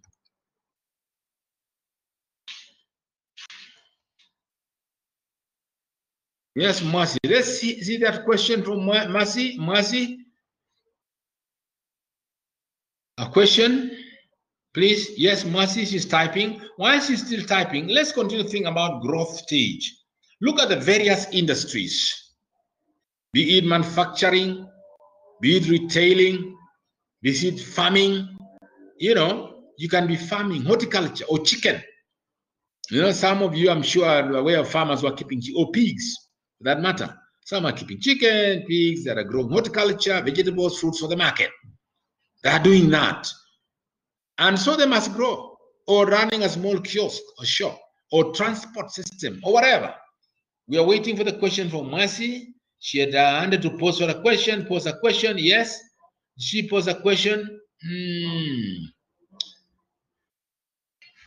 Okay. Mercy asked a question about the competition. Yes. Yes. Victor, customers. Brian. Yep. Mercy asked a question. I'm trying to get that question, Mercy. Yes, Mercy. The question is, are there ways to overcome these challenges first in the growth stage? Excellent. Excellent point of view. Yes. Are there ways of overcoming challenges, not only at the growth stage, or rather dealing with? Yes. Right. That's a question I want to pose to everybody. Are there any challenges? Yes. Sainava said yes. Yeah. Can you give some of them as examples before Malimu comes in? Yeah. There are challenges. And we must look at challenges and solutions. You know, they say this. Once you frame your question correctly, you have gone halfway the answer. Let the Malimu say, once you frame your question correctly, once you know where you want to go, you already have gone halfway the journey, so to say. So the journey here is, each of these challenges has a solution. For example, dealing with increasing revenue. What does that mean? It means you're having money coming in, and probably, as I mentioned earlier, systems will come in. Systems of ensuring the receiving of the revenue, the banking, and the disbursements. You must have a system that has checks and balances and approvals at each stage. What about dealing with increased customers? Yes. Improved what? I see people saying yes, but say more. Wambui Kamau, yes. Kiprotich said yes. Cash flow management, as the professor has said, all cash will be banked and paid. Okay, yeah, that's right. You have to manage that. Or else you have, yes, the business needs to be updated with technology to keep up with your competition. Yes, update, competition, new challenges. Yes, must sign up in case of market competition, product differentiation, key, and having a good marketing system. Yes, we'll be talking about diversification shortly. Yeah, in this session. So you will see that really what's happening is there are solutions. Once you can post a question or challenge correctly and you understand it, you already have gone halfway. The answer is there. That's what it means. Wow, interesting, eh? You never knew that. For even exams. Once we give you a question and you understand it clearly, you've already gone halfway, because the other half is just getting the answer, which you have. So in this case, business are to be business intelligence, as we say. A lot of business intelligence is required so that you are able to get the market and go beyond there. Of course, here you are trying to beat your competitors and have what we call competitive advantage. And that is the purpose of strategic management and even entrepreneurship. To entrepreneurship, you talk about really a question of being able to stay ahead of your pack, your competitors. Be willing to abandon what is not working. Excellent. Yes. You also, solution could be freak out. Although many times, once you start, you are not a quitter. A quitter is not a winner. You only repackage yourself. Yep. Answers are okay if anything happens when your customer company is successful, others recognize the opportunity, and others the industry, end of the industry. Of course, there will be other people coming in. Keep your focus on what you do best and continue to communicate your unique value to your customers, not to competitors, of course. Yeah. Nurture and great company culture. Yeah. That's another way of it, because you want to say we are, not I'm just working for, that company and that kind of thing. Develop good, best for you. Number one, customers. Number two, your employees, because employees are key assets. Yes, one can have support and accept. Yes, that's right. Layer compliance to law, regulations to expand, to avoid conflict. That's right. Of course, when we talk like this, there are businesses that owners spend sleepless nights hoping that the KRA are not going to be following them, because they have not paid taxes over the many million shillings they have earned. That's something said. But what's happening here is compliance. If you don't comply, that's a challenge that will come at some stage. Yes, hiring skilled workers, competent workers. Yes, to replace old strategies with the new strategies. Yes, new wineskin, old wineskin. You heard of that story, biblical story. Yeah. So you have to come up with new approaches. You can't put new wine in old wineskins, otherwise they will pass the wineskin. So you do what? You do what they used to use skins as storage. Yeah. So you put new wineskin in new wine bags and so on. So new systems, yes, you can replace old strategies or reshape them. That's why we talk about entrepreneurship, innovation. At the heart of entrepreneurship is innovation. At the heart of entrepreneurship is creativity, where you're thinking of new things, new solutions. When this one doesn't work, this will work. This is a challenge. You take a challenge as they love challenges. You remember the story of the ego. I can take you back to the first story. The ego. I want you to go back to that and see about the ego. Challenges was first, either die or repackage itself. So it means at the growth stage, there are challenges. You either die or you repackage yourself and move on. That story is a very interesting story of the ego. And so on. Let's move on, ladies and gentlemen. I think once you are now okay because of those answers, overwhelming answers from your colleagues. Welcoming change, of course, change management comes in. All right. Next slide here talks about rapid growth and expansion. Wow. Rapid growth and expansion. I can see Mwasi is excited, and everybody, of course, that what? The answers are overwhelming. Yeah, which is good. That is why we say at the university, we don't just give you knowledge, but you discuss. We want you to ask questions, to answer. You have answers.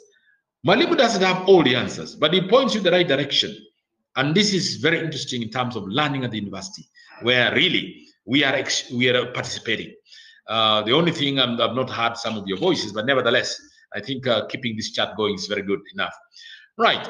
Looking at expansion as the next stage, rapid growth. We are now at the stage of things are just almost falling apart because orders are so many orders coming in, so many customers. What do? Business thriving is a thriving company and establish its presence in the industry. Everything's running very well and smoothly. Business will expand and spread its roots into new markets and distribution channels and things like that. You actually things are wow. Hey, this is the best time we can ever have. We are expanding, things are moving. This is a question that was posted yesterday.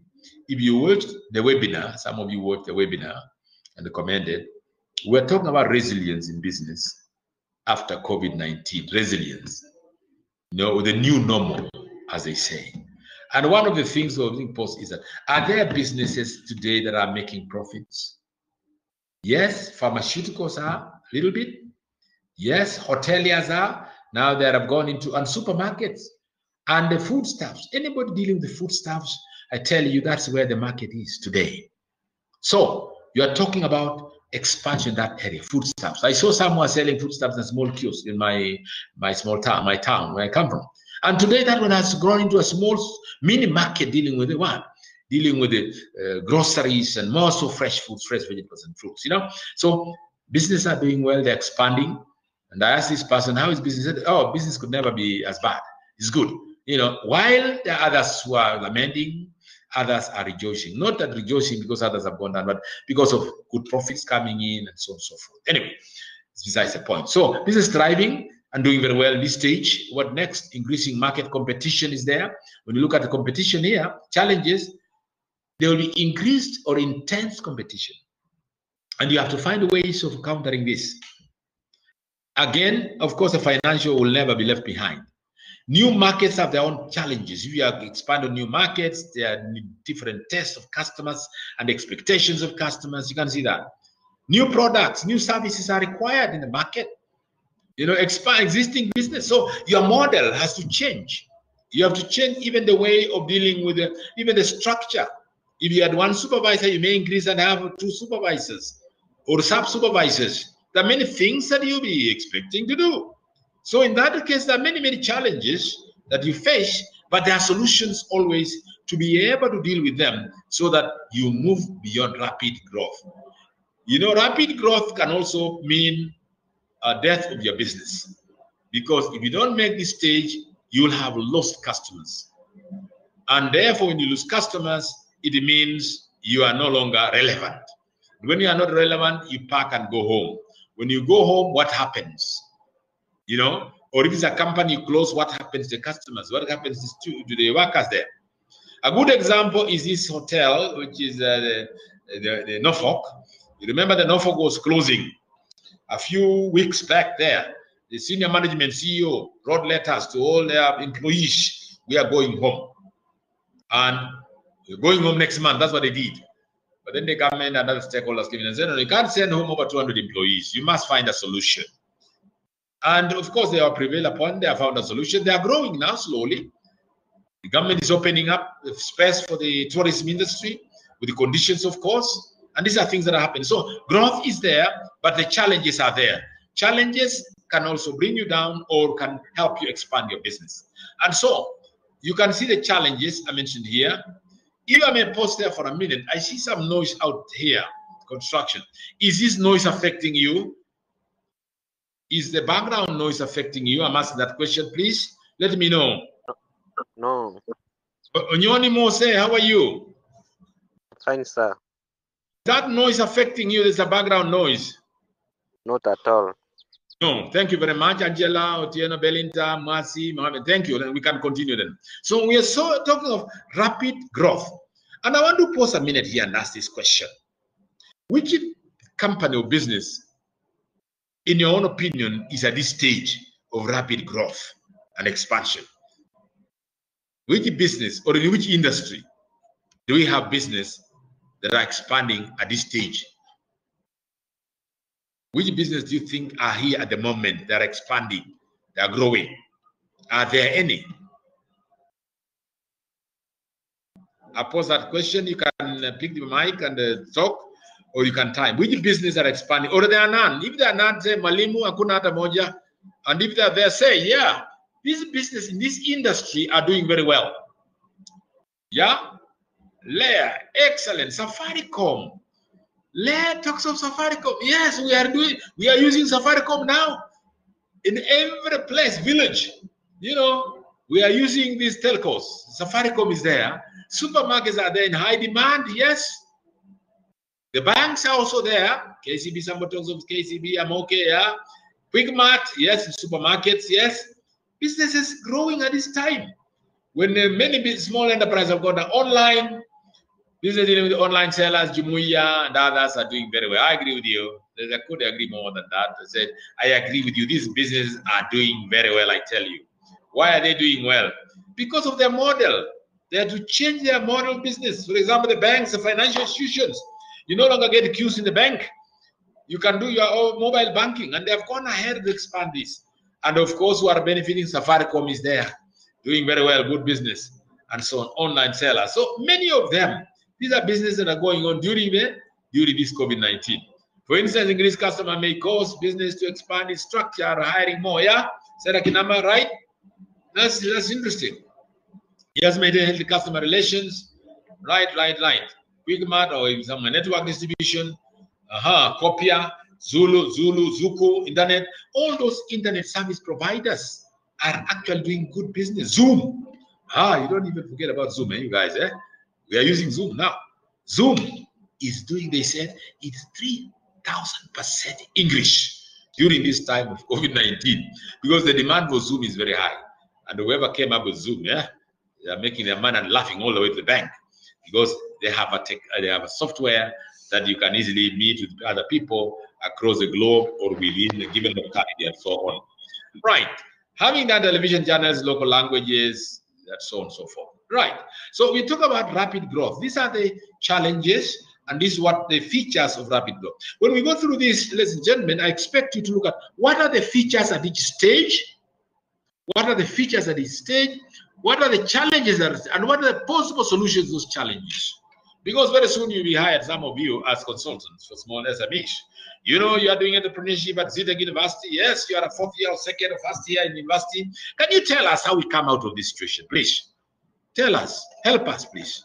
You may not have done consultancy in that area, but you know something a little. That you see where the business, what stage is it, and what is available. You can now advise an entrepreneur very, very easily and tell them, look, you be innovative. Look at the possibilities of this business. If you are running a small shop dealing with the photocopy and things like that, and you have room, why don't you turn it to a tea room? People can come and take tea and food here. Make it clean. Or if it is food, why don't you turn to something else? I was waiting for you guys to tell me about textiles. You know, when you talk about textiles, what do you see in front of me here? What is this? What is this you see in front of me? Malim can even wear it here. As a way of demonstrating. Malim has worn it. What is it? Yes, I'm wearing something here, which if you told me in January when we were here, that Mwalimu, you're going to wear this, you would have told me, Mwalimu, that's a joke, a big joke. So you can see what's happening in the textile industry. Companies have turned very quickly into making what?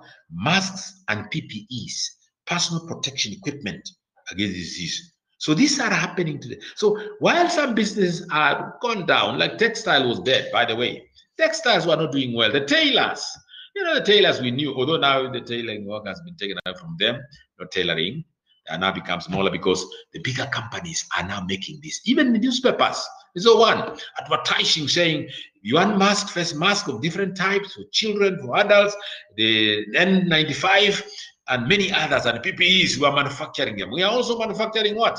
We are calling it what? Diversification. They are calling it, we are also manufacturing these what? Sanitizers. Come and buy business with us. So you see that businesses have changed. Even those which were making water has moved. Bidco, for example, Bidco is dealing with the soaps and cooking fat and oils and things like those and soaps. But now, you read the other day, they are talking about what? They are going into manufacturing sanitizers. They even went into water. Remember, they were doing water. They are now doing water, manufacturing water, bottling water. They are now going to sanitizers, a big business. You see, so all these businesses are there, as you see. So expansion, rapid expansion, and there are challenges, as we've said, in terms of these businesses. So when we asked about businesses which are growing very well, doing expansion, some we mentioned and talked about Safaricom and others. Are there businesses also which have declined? Maybe that's a question we want to ask. Are there businesses that have declined? And which are they? Maybe you have examples of specific businesses that are declining.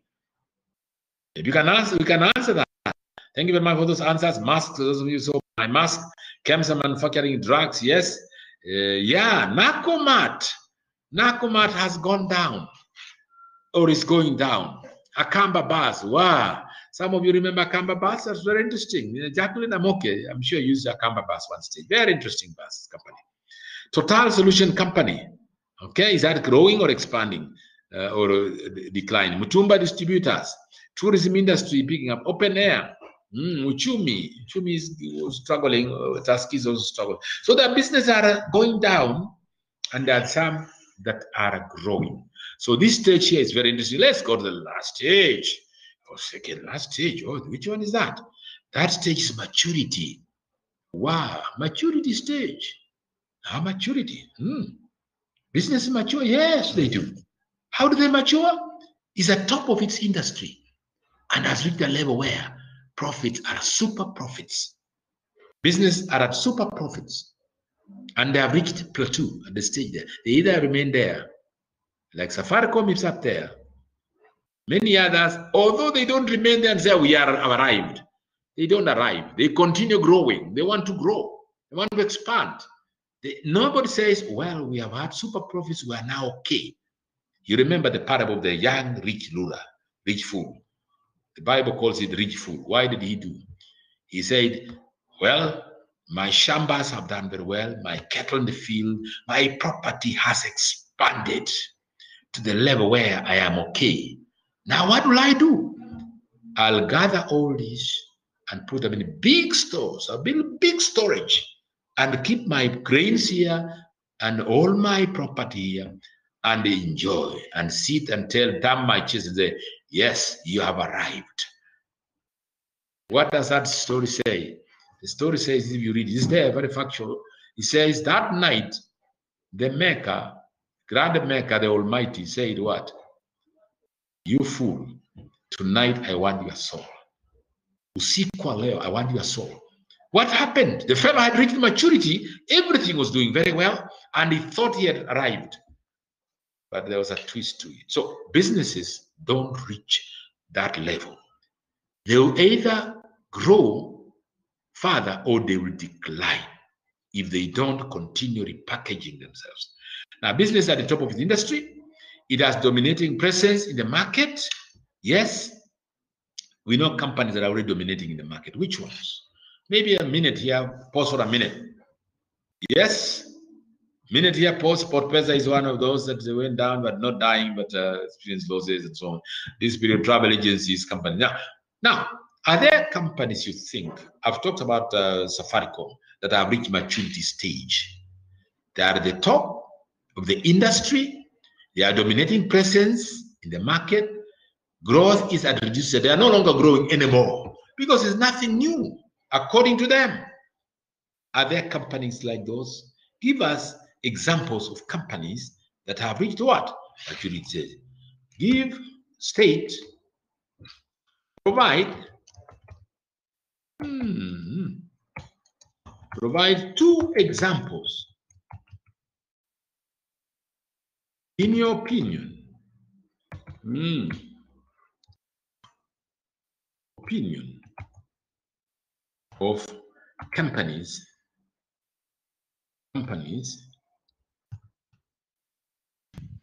that have reached maturity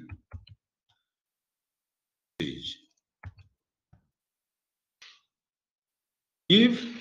Provide 2 examples of companies in your opinion, or examples in your opinion of companies that have reached maturity stage. Are there any? You can see the features here.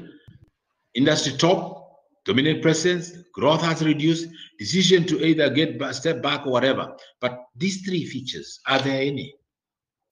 Members, are there any? Members? Yes, please speak up. If you have something to say, go ahead and say it. Coca-Cola, Walmart, Tuskys, yes. I see this coming. Jacqueline is motor industry, Mercedes-Benz. Is that right? Has it reached the level? Okay, Naivas, Speedco. Have they reached the level where there's no more new production? Is there any companies? I mean, no more reduced rate of growth. Are there any? Quickmart, Walmart, KPLC. Okay? Of course, you be daring. If there's none, say there's none. You don't have to follow the crowd and say, oh yeah, let me crack my head if there's any. If in your opinion there's none, say, well, there's no company that's reached there. Somebody says Kenya Power, KPLC, Quickmart, I don't know. Yes, Naivas, supermarkets, these are supermarkets. Walmart, a number of you have reached talking of supermarkets and retail. Insurance companies, which one? Or the industry? Posta. There's one more answer I'm waiting for, which I'm not seeing. Is there other companies that reach there? Amazon. It means there's no more. The growth is very slow. Zoop. I think with supermarkets, growth has no maturity as a change with the environment. Yes. Thank you, Mwasi Ngopa. Yeah, Ngopa. If you look at the answers given by your colleagues and you think you don't have to go with what they're saying, give us your opinion, which is very good. Mwasi, good. You don't think that's growth. Zuko, I believe none. Nyamwaka Bikingi, that's interesting. None. Maybe you want to say something, Nyamwaka. Why do you think none? There's no company that reach there. Martin Insurance, others. So let's speak on Nyamwaka's response. He says, I believe there's none. And we have asked Nyamwaka, can you tell us why you think so? And if you support Nyamwaka, say, yes, there's none. Let us know. Channel, speak your mic and speak to Mwalimu, speak to us. Channel is open.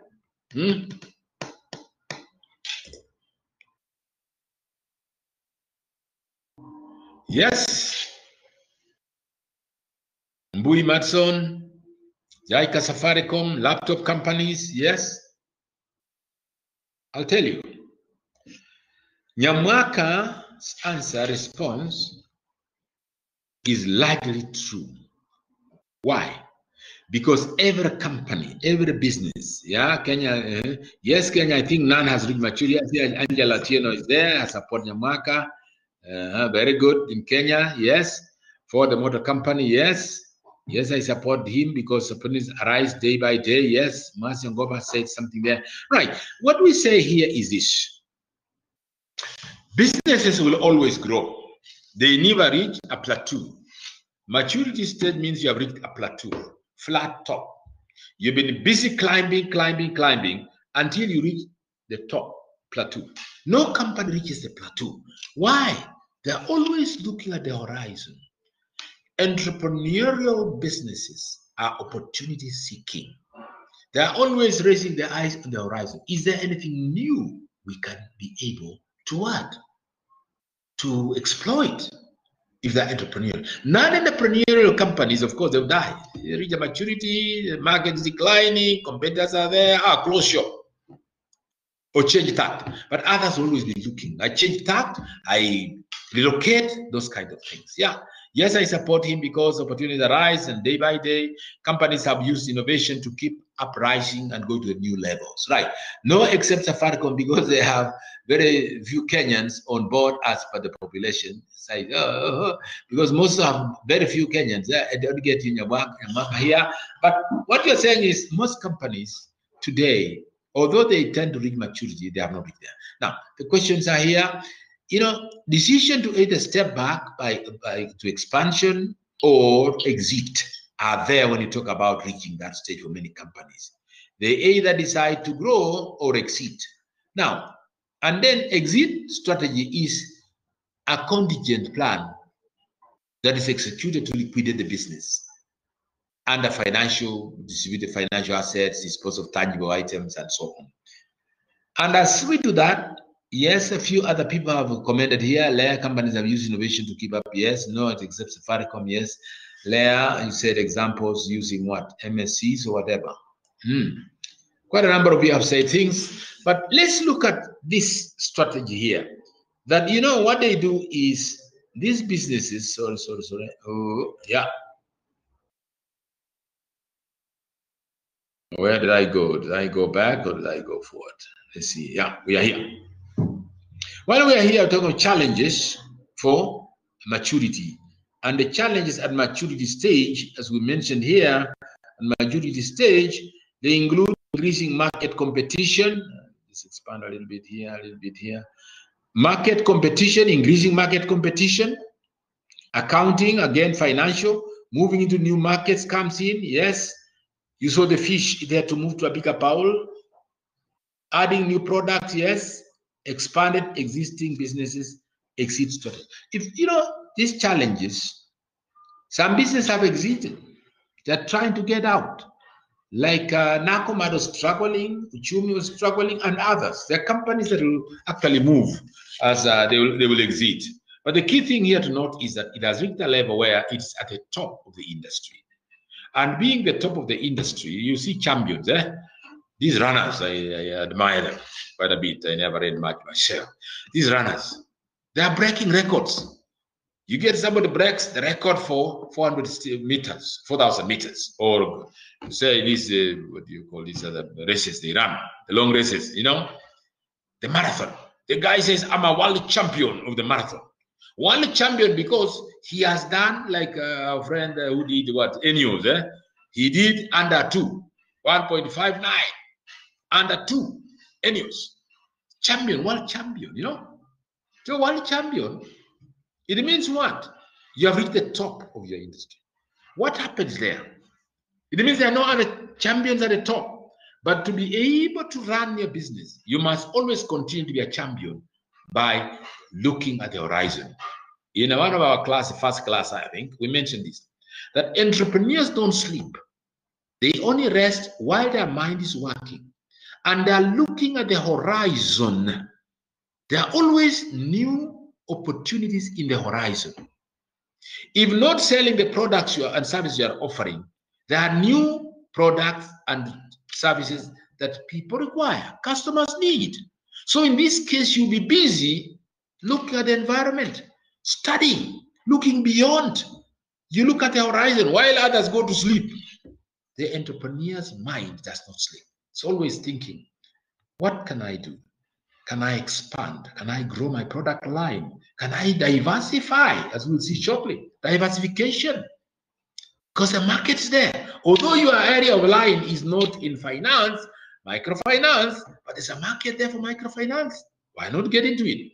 Samji of Samji companies, the CEO, you Google the Samji group of companies. Look at the CEO there, her philosophy. She expanded into about 9 different sectors, subsectors or sectors, because she saw opportunities. You know, she resigned from her job as a senior consultant, started a small, became a dukawala, selling Safaricom products, even the lines and things like that, and expanded the hotel business. She's in the hotel business. She's in, name it, microfinance. You know, you say, how are these related? Because of the entrepreneurial mind. She was on the top of distributor list for Safaricom products. But she realized customers can also get into others. And she's expanded the business into other areas, as we'll see diversification in our next before we end this class today. So expansion, existing, as we saw here, that you'll need to expand your business. You need to grow. The challenges are there, and those challenges are not about moving to new markets, for example, because you need to move into new markets. Let me expand this a little bit and move it further here. Yes, market competition, financial, moving to new markets. It's a challenge because you'll need to move into new markets. Like that fish was jumping from the smaller bowl to the bigger one. So that there are challenges in there. Adding new products, yes. I talked about Samji company, where she's dealing with many products and many other companies. Of course, I use that as an example because we have a partnership with the university, Zitec University and Samji. Expanding existing businesses, yes. She has businesses, she can expand them, grow them. She's also in the hotel business. And then exit strategy. That's a challenge. Do I get out or not? Many companies that have left have actually taken the strategy this way out of exiting and so on. That's a challenge. How do I exit? What do I do with the customers? What do I do with my clients and my employees? You know, like Norfolk was trying to exit. The question is, it's a challenge, and they need to find a solution. And of course, other stakeholders said, no, you can't close like that. It's a question of tourism. We'll see how to expand this. Very good. So as we go along, we have reached maturity. The next item here is, sorry, let's just get here a little bit. You may pause there for a minute. Before we go to forms of business one, we talk of forms of growth. Before we talk about forms of growth, we've gone through the journey of growth. Yes, you know, Safaricom, for example, I've seen people here talking about market competition, accounting management, all these are challenges and so on and so forth. All challenges are there. Now, after you've gone through the stages, the 5 stages, you remember we talked about development, that's pre-startup, then we did the startup, then we did the growth, then we did the faster growth and maturity. So we went through climbing that. Now, what are the different forms of growth then? We talked about at the beginning different measures of revenue. Talked about revenue, talked about number of employees. We talked about revenue, number of employees, and things like those. Now, what forms of growth are there? Every company seeks growth, of course. Different companies have different strategies to grow or for implementing growth by increasing sales. There are different strategies depending on the sector and the subsector and the industry. Growth is measured in terms of increased profits and market share through either increasing sales or reducing. This is the common measure they use. It is sales and revenue. Types of business growth. The type of business growth here that we see here are organic growth. I mentioned about organic growth. Strategic growth, yes. Partnership, mergers, acquisitions, yes. Internal business growth, yes. And rapid business growth. These are the types of business growth we can talk about. And when we talk about organic, it really comes from the biological pattern, natural pattern of things growing. We saw at the beginning the slide that was showing coins and a plant. And we saw from a small pile of coins with a small plant, a plantlet, to a bigger plant with the coins in a jar. Means that growth. So organic growth is that type, where you grow from a baby to a child, to a young adult, to an adult, to a senior citizen. Natural growth. It's organic growth. Then there is strategic growth. Growth that you look at the future. What sort of future what does the future hold for your company, your business, and the industry? What does the future hold for that business? Where are the trends going? You are looking at trends in terms of growth. You are looking at expansion. Ladies and gentlemen, if there's that noise, can I pause for a minute? Let me just pause for a minute. Pause for a minute here a little bit, and I deal with these fellows. Let's see.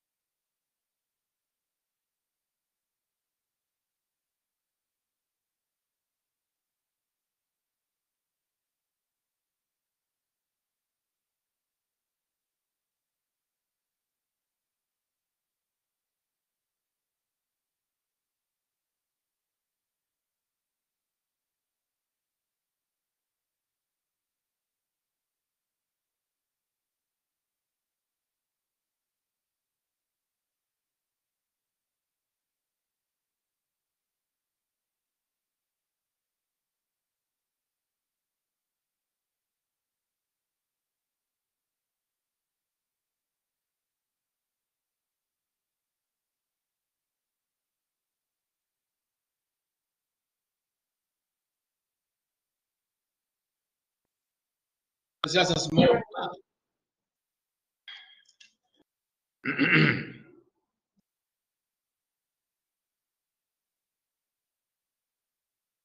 Yes, ladies and gentlemen,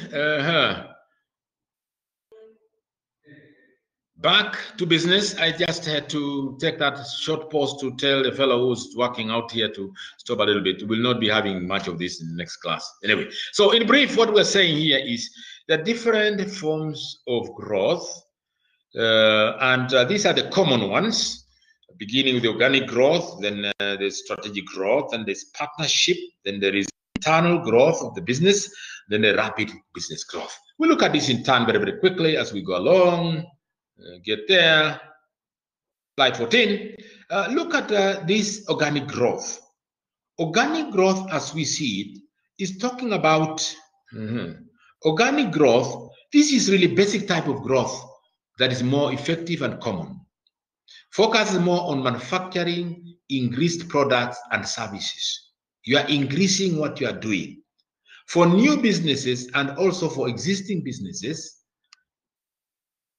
new and existing businesses have typed this, have hyped this into what? The potential of a market, of a new market, and first shortage of product. You know, for businesses and also for existing businesses, is who is there, who is already in the market. You grow into new products and so on. Increased pace or production meets the growing needs, the market, and sustainable strategy, but untimely, but ultimately helps the business to grow. For new distribution channels, ensure that this generates new sales, then take sales from existing distribution channels. Yes, you increase that. And then you look at another approach is to sell a new product that increases the product vertically.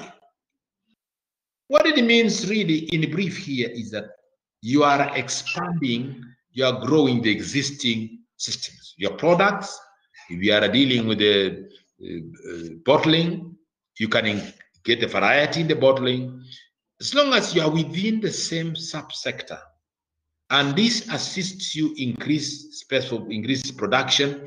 If there are 2 shifts, you can go to 3 shifts and so on, or 4 shifts depending. New line altogether. I remember I didn't mention this class, that I visited a factory, Chabo factory in Nandi one time with my graduate students. And we saw the production line, and we asked them whether they were growing their business. They said, yes, we want to grow our business and do tea using what we call another line of production. We are going to lay out another line of production to increase our production and give what we call green tea and so on. So you are dealing with the production within the system, within the organization to grow your business. Growing naturally, as they say. It's an unsustainable strategy, but ultimately help the business grow and succeed. For new distribution channels, ensure that this generates new sales and so on. Another approach is to sell new products that increases the product vertical and so on. But you are seeing the same kind of products and services. That's organic growth. And it's a very common type of growth that we see always. Okay. The other growth is very quickly a little bit, focuses on the new long-term growth of this. This is strategic growth. The other one is dealing with the current growth. That's natural, living items grow. I call it biological growth, organic growth. But strategic growth looks ahead, 5 years today. So you look at long-term growth. What do we want to be doing 5 years today? It's actually implementing the strategic plan, not the business plan. Where are we going to be 5 years to come? Apply the businesses to the peak of organic. You know, organic growth reaches the peak, but this one goes beyond that. To reach previously untapped markets, for example, new markets, new products. What will be the products of the future? What the university is doing, for example, we look at 5 years to come. Our strategic plan of 5. What are we doing 5 years from now? For example, our university. We want to be offering graduate programs, postgraduate programs. We want to do master's degree in the offering we have now. We have business. We want to have specialist degrees in terms of master's degree, in all the disciplines we're in, and PhD. As we look at also new technology we are going to apply. So we look at the 5 years and beyond. Okay, it's an avoidable step for businesses which have reached the plateau. It's unavoidable. That's what it says. Unavoidable. Once you reach the plateau, you either die and decline, you are no longer there, or you begin repackaging yourself to another level. You are no longer going with the boys, but you are going with the men, mature, growing up, going further. Allows businesses to focus on long-term plans and use capital that they have. Difficult for startups. No, startups cannot go at this point of strategic growth. They are still struggling with dealing with the basics. Now, I pose a question here. Which organizations, which companies do you think are at this stage? Which companies in Kenya? Companies in Kenya are at this stage. In Kenya are at this stage. What stage are they? Strategic growth stage. Where they're not or use this approach type of growth. Which companies in Kenya are at this stage? We're talking of growth, strategic growth. Focusing long term. Apply business to gone beyond organic growth and avoid, it allows you are focusing on beyond the plateau. And avoidable step for businesses which have reached the plateau. We talked about those companies that reached the plateau, but which of these other companies are beyond there? It's a question I'm asking, ladies and gentlemen. Which companies Kenya have reached there? Let's hear you. Let's hear you out. Let's read you. Yes, students. Yeah, there are some of you have not commented at all since the beginning of class. Maybe we'll ask you to do it. Lantana Tourist, I've not seen anything from you. Not read anything from Lantana Tourist. Where are you? Are you with us? Yeah. Yes. This also okay. Protege we have. Joram Jenga. Yes, we have. Yes, but there are still others who you have not. Nelly, thank you for commenting. Quite, you are good. Good. Yes. Nyatichi Nyakwara. Not seen you. Are you here with us? Textile industries. Thank you, Mercy. Yes, textile industries have reached a level where they have to look at strategic. That's why they are going into PPEs. Yeah. Regina Tugu, yes. Sarah Kinama, yes, you've commented. Waweru Albert, I've not heard you since the beginning of class. Waweru, where are you? We want to hear from you. Waweru. Yeah. Ford, the company, for the motor company. Yeah. Okay. In the country, is it in Kenya, really? Yeah. Posta, reached their level. Amazon, Mazi, I think the supermarket's growth has no maturity. Continuously packaging itself, right. To see those things are there. Yes. Yeah, let's see. Yeah, Mike Junior. Yes, most Western companies, Safaricom, for example, uses MPEs. Yes. No, except Safaricom has reached their rising stage. Companies have been innovation, keep rising and growth. Most Western companies and billionaires, Elon Musk, Apple CEO, are venturing into space markets. Yeah, into space markets, they will be taking customers soon there. I'm sure some of you will go fly to the moon out there using some of those shuttles. Market competition, accounting, management. Yeah, Mike Junior, markets are there challenging. Yes, the markets start declining. Companies growing. Some are declining. Amazon is an example of organic growth. You've seen all that. Yeah, we're talking about companies that reach growth, strategic growth are doing there, like Bamburi and such. Where's Bamburi? Is it declining or is it growing? Has reached a plateau. It has to grow. Capital Markets Authority of Kenya that manages stock markets, for instance. Okay, international their stage. I think Safaricom, which has gone beyond and started a full scene. Right. Keep that coming. But think about those companies. So again, those companies that use strategic growth. The key features about strategic growth is it goes long term. Long term means 5 years and more. It also means profits, super profits. You have been earning super profits, and therefore you are looking at new adventures to get into, so that you are able to run the business. Keroche, yeah, many others. Bitco, yes, yeah, I agree. Bitco has reached somewhere level. You know what Bitco have done? One time, I don't know if I mentioned to you this class, that I met the CEO of Bitco chairman and CEO, Bimal Shah. I met him. I was doing some research in the Kalangala Islands in Uganda by Entebbe, and we met with him in Entebbe. And he said this: what I've done here is I've diversified. Even instead of importing palm oil to make cooking oil and so on and so forth from Malaysia and the Far East, we are growing. We've gone into partnership with who?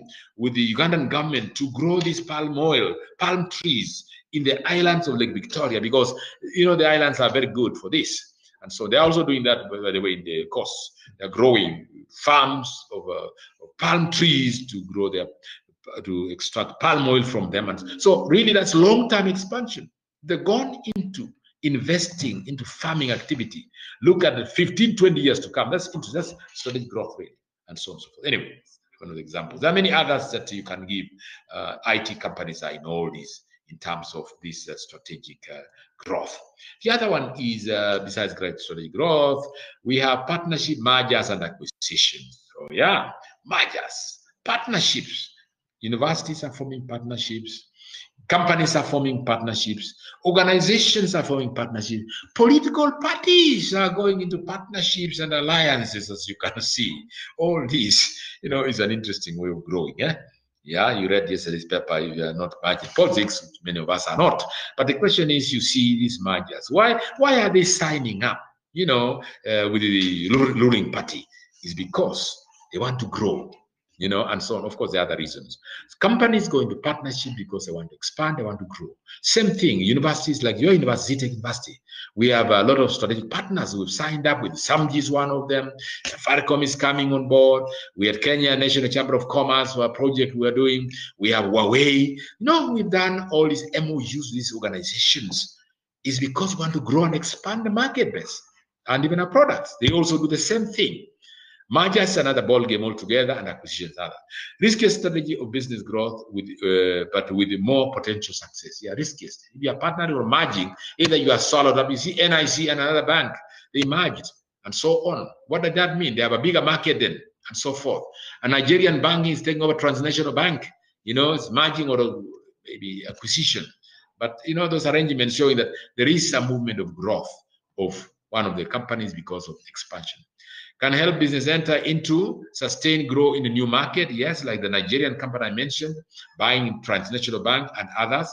Can help you manufacture more products. Yes, there are more products on board are coming in that are not that will expand growth and so on. Now, it's going deeper into these mergers. There is internal growth of the businesses, which I want to run through very quickly. Consider as both easy and hard to promote. Internally, you grow internally, makes use of resources currently available, increases the lean system of implementation and manufacturing. Difficult since business must change entirely. You have to do internal. Great way to increase resources without significant expense of capital. We are doing to grow internally. You look at the capacities. Like what we are doing is, when you look at what we call benchmarking, your university is doing this, and every institution, other universities also do benchmarking, companies benchmark. You look at what are your weaknesses in which areas. Can you expand by look at the competitors? Not the competitors, what are they doing? They're doing better than you are doing. You are in the same industry.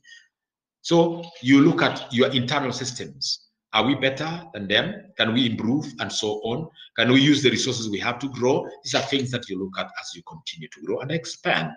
The business growth is considered as practical growth strategy. This one of internal growth. Move quickly and notes. Then growth strategies again here. So we'll continue with growth strategies. Ansoff, Igor Ansoff, one of the great thinkers in this area in strategic management, talked about what? Oh, sorry, I've gone ahead. Back again a little bit here. Yes, Ansoff applied to any form of business growth. Ansoff, one of the great thinkers, professor in this area of strategy management, described the strategies of growth as a joint statement of product line and the corresponding set of missions which the products are designed to fulfill. Now, what is he saying? There's a mouthful of what he's saying. What they're saying here is that, when you talk of growth strategies,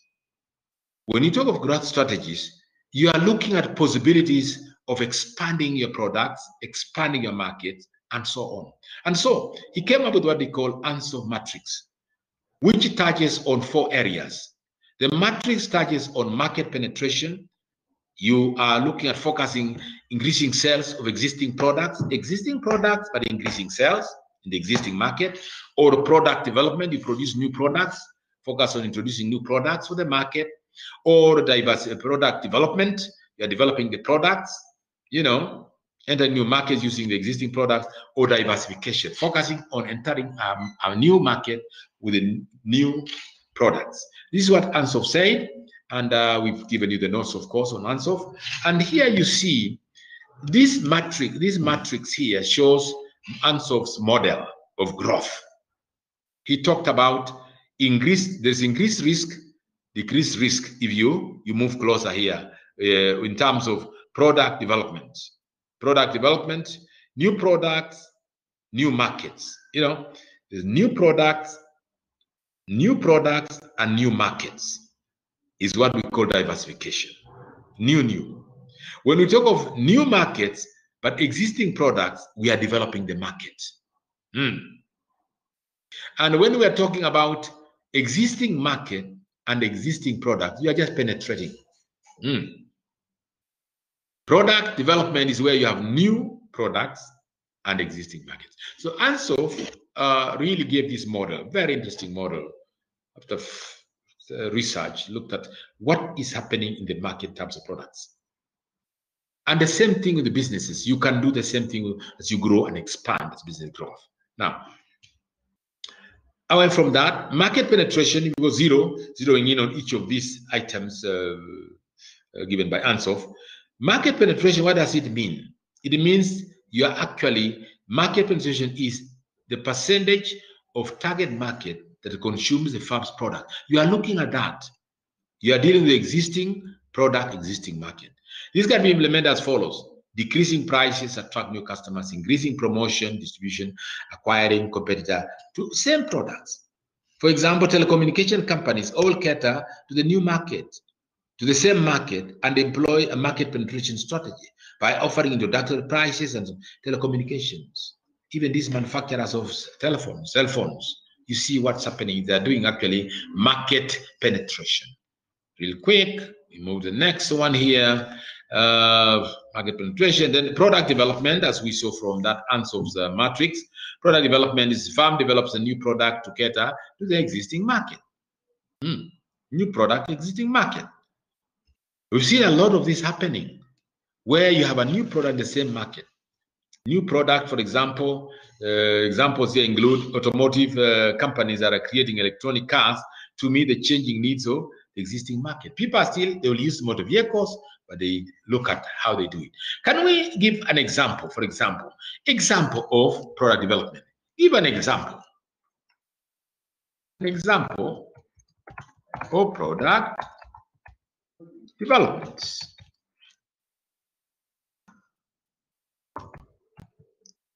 Product development in Kenya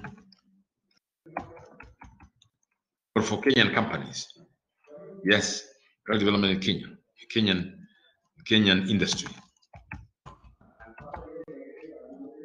the Kenyan industries. In Kenyan industries, give an example of product development in the Kenyan industries. IT company, can I say IT companies? Yes, IT companies, yes, already. IT companies in Kenya, yes. The same market, but you are coming with new products. That's what it means. Bakeries, for example. Yeah, you go there, you get confectionery. It's no longer the traditional bread. You go to these bakeries. Now they have queen cakes are there. They're just making bread and so on. I'm going ahead of myself. But give us some examples. So you can see what's happening. The method includes investing in research and development, acquiring competitors. Equity bank is the same. Thank you very much. The banking industry. Yes, Equity bank gives you a variety of products. You are the same customer, or you have an account with them, but they give you new products, new approach. That's what they do. Any others? Keep your answers coming. I want to see you read your answers, please. Give an example of product development in the Kenyan industries. And Marcy has talked about Equity Bank. Quite good. Bakeries, I gave mine. Bakeries, Bidco. Yeah, Bidco is the same market, consuming their products, but they have a number of other products. Yeah, sanitizers are coming now, new product. Water is coming, new product. But the same customers who buy their products and so on and so forth. This is what it means. You invest in research and development, form strategic partnerships, even to acquire some of those businesses that are selling products that are new. And Safaricom is a good example. So here, Belinda, yeah, many others businesses we know. All right. Next one is product development. Then we talk about market development. Yes, market development is interesting.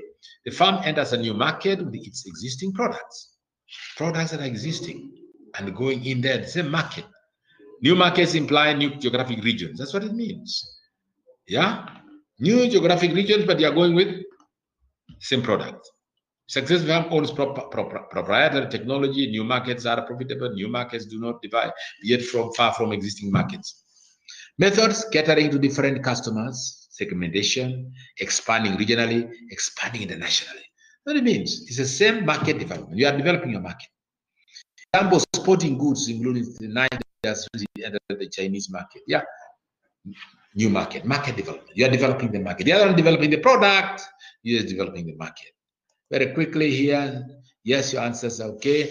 Diversification. This is an area that I want to move towards the end. Diversification is one of those areas that we need to talk about. Diversification is a business strategy to enter into a new product or product lines, new services, or new markets involving substantially different skills, technology, and so on. It's a business strategy to enter into new product or product line or new service or new markets. Any of those new things, yeah. E-commerce taking over traditional commerce, then marketing is confined to global village. Yeah, that's right, Michael Jr. Safaricom wide range. Yeah, diversification is this: new markets, new products. You know, going out there. Diversification is one of the 4 main growth strategies defined by Igor Ansoff in Ansoff Products. Diversification. Ansoff, again, we have come across Ansoff matrix. Oh no, Ansoff is different. Igor, that was Igor. That was during different markets. This one is dealing with the actually Ansoff comes up with the 4. The firm enters a new market with a new product, riskiest strategy, but it's mitigated by diversification. Other offers the greatest potential for increasing this. Right. So when we come to talk about now this one here, I have to expand this a little bit. Strategic opportunity. This is what Ansoff says. Business growth. Business growth here, as you see, growth strategies. There are 4 growth strategies. Markets and products. So market penetration, product strategy, product development strategy, market development strategy, diversification strategy. This is where we are. Diversification is one of the 4. And so, how are they related in a way? There are 2 types of diversification. You either relate diversification in the potential synergies. Example: a leather shoe industry produces a line of leather, pursuing leather diversification project. If it does wallets, leather wallets, is related. You are making wallets from the same raw materials. And related one is when you are dealing with different products altogether. You are dealing with, if you are in a hotel industry, you go into, let's say, manufacturing, sanitizers, and so on. You have no business. They're related, but they are not exactly unrelated businesses. So new businesses, for example, leather shoe producer starts manufacturing phones. That's unrelated because you are not in the phone business. So you can diversify by within the same area or outside your products, as we say here. Question: is the diversification same as J and J? Joined what? J and J, can you say it a little more? Yeah. E-commerce over traditional commerce. Yes. Can you expand more about J and J here, Belinda? For the sake of your friends, can you talk about what is J and J so that they can answer you before Malim comes in? And what's the difference between Porter's Porter strategy and Ansoff? Yeah, they are related. They're in the same area. Related, I would say that. But let's pose this to your friends. Difference about Porter and Ansoff. What is the difference between the 2? They are actually related in a way. We'll come there. Let's come there, Jacqueline. But I just wanted to finalize this before we come to back here. Yeah. Okay. The next one is 2 types here. Next one is, we'll pose that question later on, Jacqueline. We'll come to that. Now, business growth drivers. Business growth drivers. What are the drivers? I'm posing, Belinda, I'm not ignored you, but I'm posing that question to your colleagues as well. What's the difference? And the one of Belinda Onyango is diversification same as J and J. Say what J and J, expand it for your colleagues. And for your colleagues, difference between Potter's strategy. Remember the Potters. And then answer.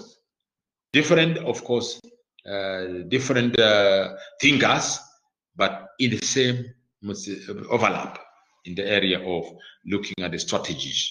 Okay, the drivers here to grow their business, factors that drive growth here is business don't grow by themselves, but that's this need to place systems to drive the growth. And some of these drivers include factors that drive growth include people, strategy, processes, and adequate what? Adequate funding. Those are key things. People, strategy, processes, and adequate funding. When you talk of people, you maybe talk about structure.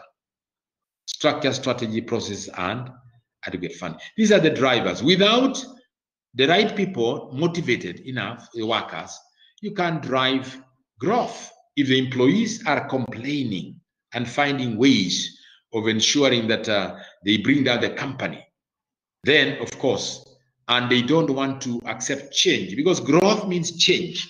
May should have said that, I may have said at the beginning that growth means change. Either you remain where you are and you die, or you grow, you know, you grow yourselves and so on. And so when we talk about drivers, these are the key factors that play a key role in growth. Strategy is how you want to grow, processes, how is your infrastructure like, and then adequate funding, and so on and so forth. J and J is, well, you have expanded there, Johnson & Johnson. And the question you asked there, is diversification same as that of Johnson & Johnson? Yes, Johnson & Johnson is a company that has diversified. And we talked about diversification in various areas, in products, in markets, and so on. Okay, and they have done that. Right, coming back to these drivers, these are key. In any organization, people are a major asset, number one. Without people, you can't go, well, I don't know if you can really.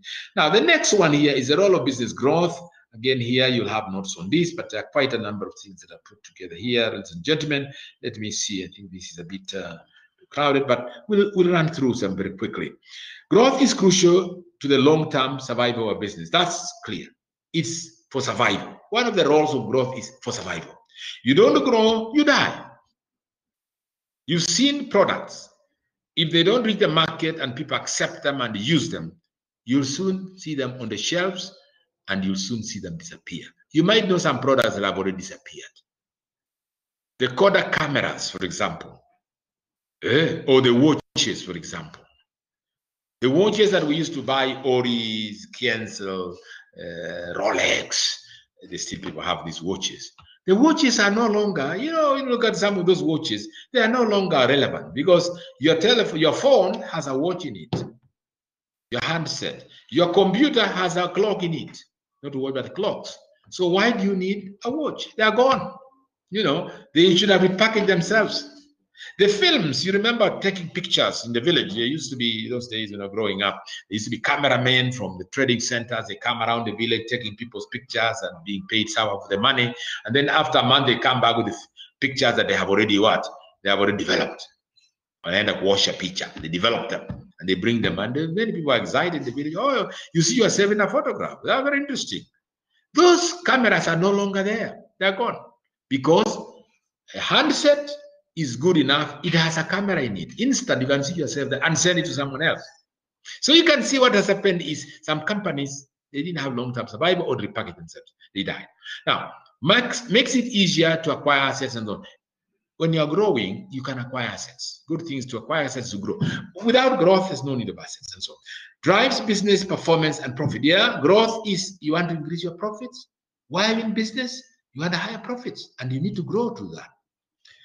When you look at importance, includes this. These are quite a number of them. advantage of opportunities, expand your product line, attract customers, increase sales, greater sustainability, lower costs because of volume of production, greater market dominance, greater buying and bargaining power, ability to migrate commercial risks, to mitigate commercial risks, diversification, of course, ability to reduce the threat of competition by expanding and growing the new market, ability to survive market fluctuations. Now, these are a whole host of what business growth does. And the question I want to ask you is this. The question I want to ask is this. Why do you think businesses grow? Your own opinion. Why must business grow? In your own opinion, we're just getting through here very quickly, ladies and gentlemen. Your own opinion. Why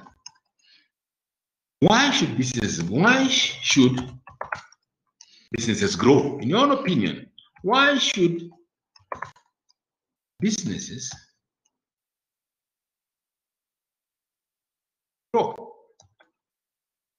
Why should businesses grow? In your own opinion, why should business? I want you to tell your own opinion.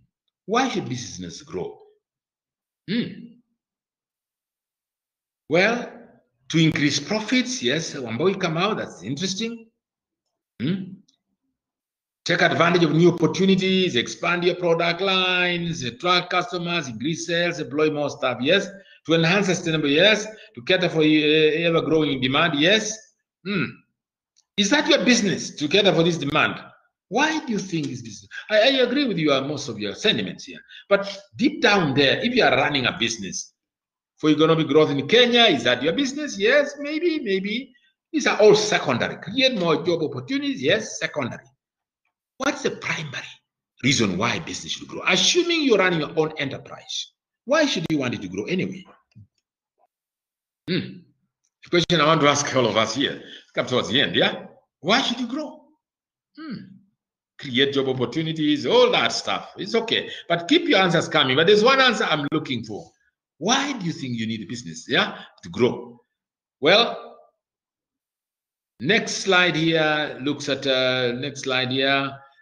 business incubation. This is an area that's very interesting and assists businesses grow or even startups to begin. But why do businesses grow? I still want to pose that question as we go along. Yes, to achieve the goals created for it, to increase revenue. Someone almost could achieve the goals created under the business plan. Yeah, but why are they there? To win the trust of customers, to fill gaps in the market and not. I will give you my answer for free. To satisfy the customer needs. Yeah, all that is okay, it's great. To satisfy customer needs. That's why business grows. Of course, increase profits. We'll come to it as we go along. Now, business incubation in brief, I want to spend a few minutes on this. Business incubations are business assistance programs that provide potential or nascent entrepreneurs in an expensive startup environment and a range of administrative, consulting, and network services. Now, that's business incubation. It's a nursery. It's like a tree nursery. You know about tree nursery, where you bring in seeds and then you get them into seedlings or you graft them and you give them the right conditions for them to grow, germinate, and be ready to be transplanted. That's a nursery, tree nursery. It's an incubation. You also have an incubation in terms of the word comes from actually the chicken, incubation of eggs.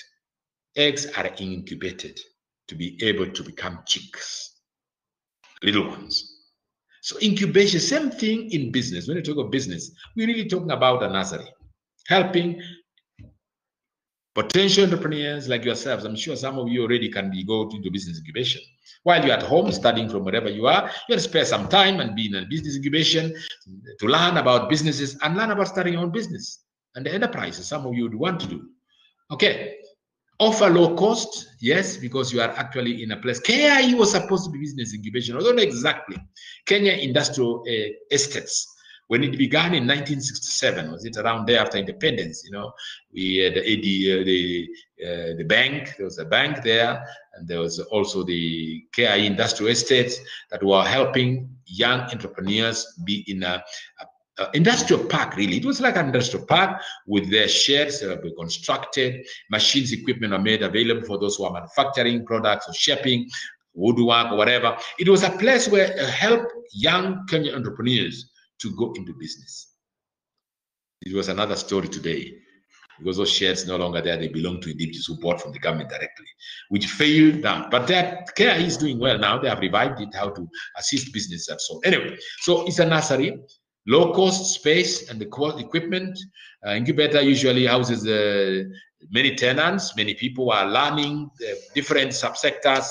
There are textiles there, there are carpenters, there are woodwork, there are metal workers there. You can have different types of businesses. The manufacturing, there's another lady who was doing what we call manufacturing towels. First indigenous Kenyan, to begin manufacturing these they call towels and so on. Very wash towels, the ones you use for drying yourself. Very interesting story. I did a study on indigenous Kenyan businesses. It was in the year 2002, the USIU.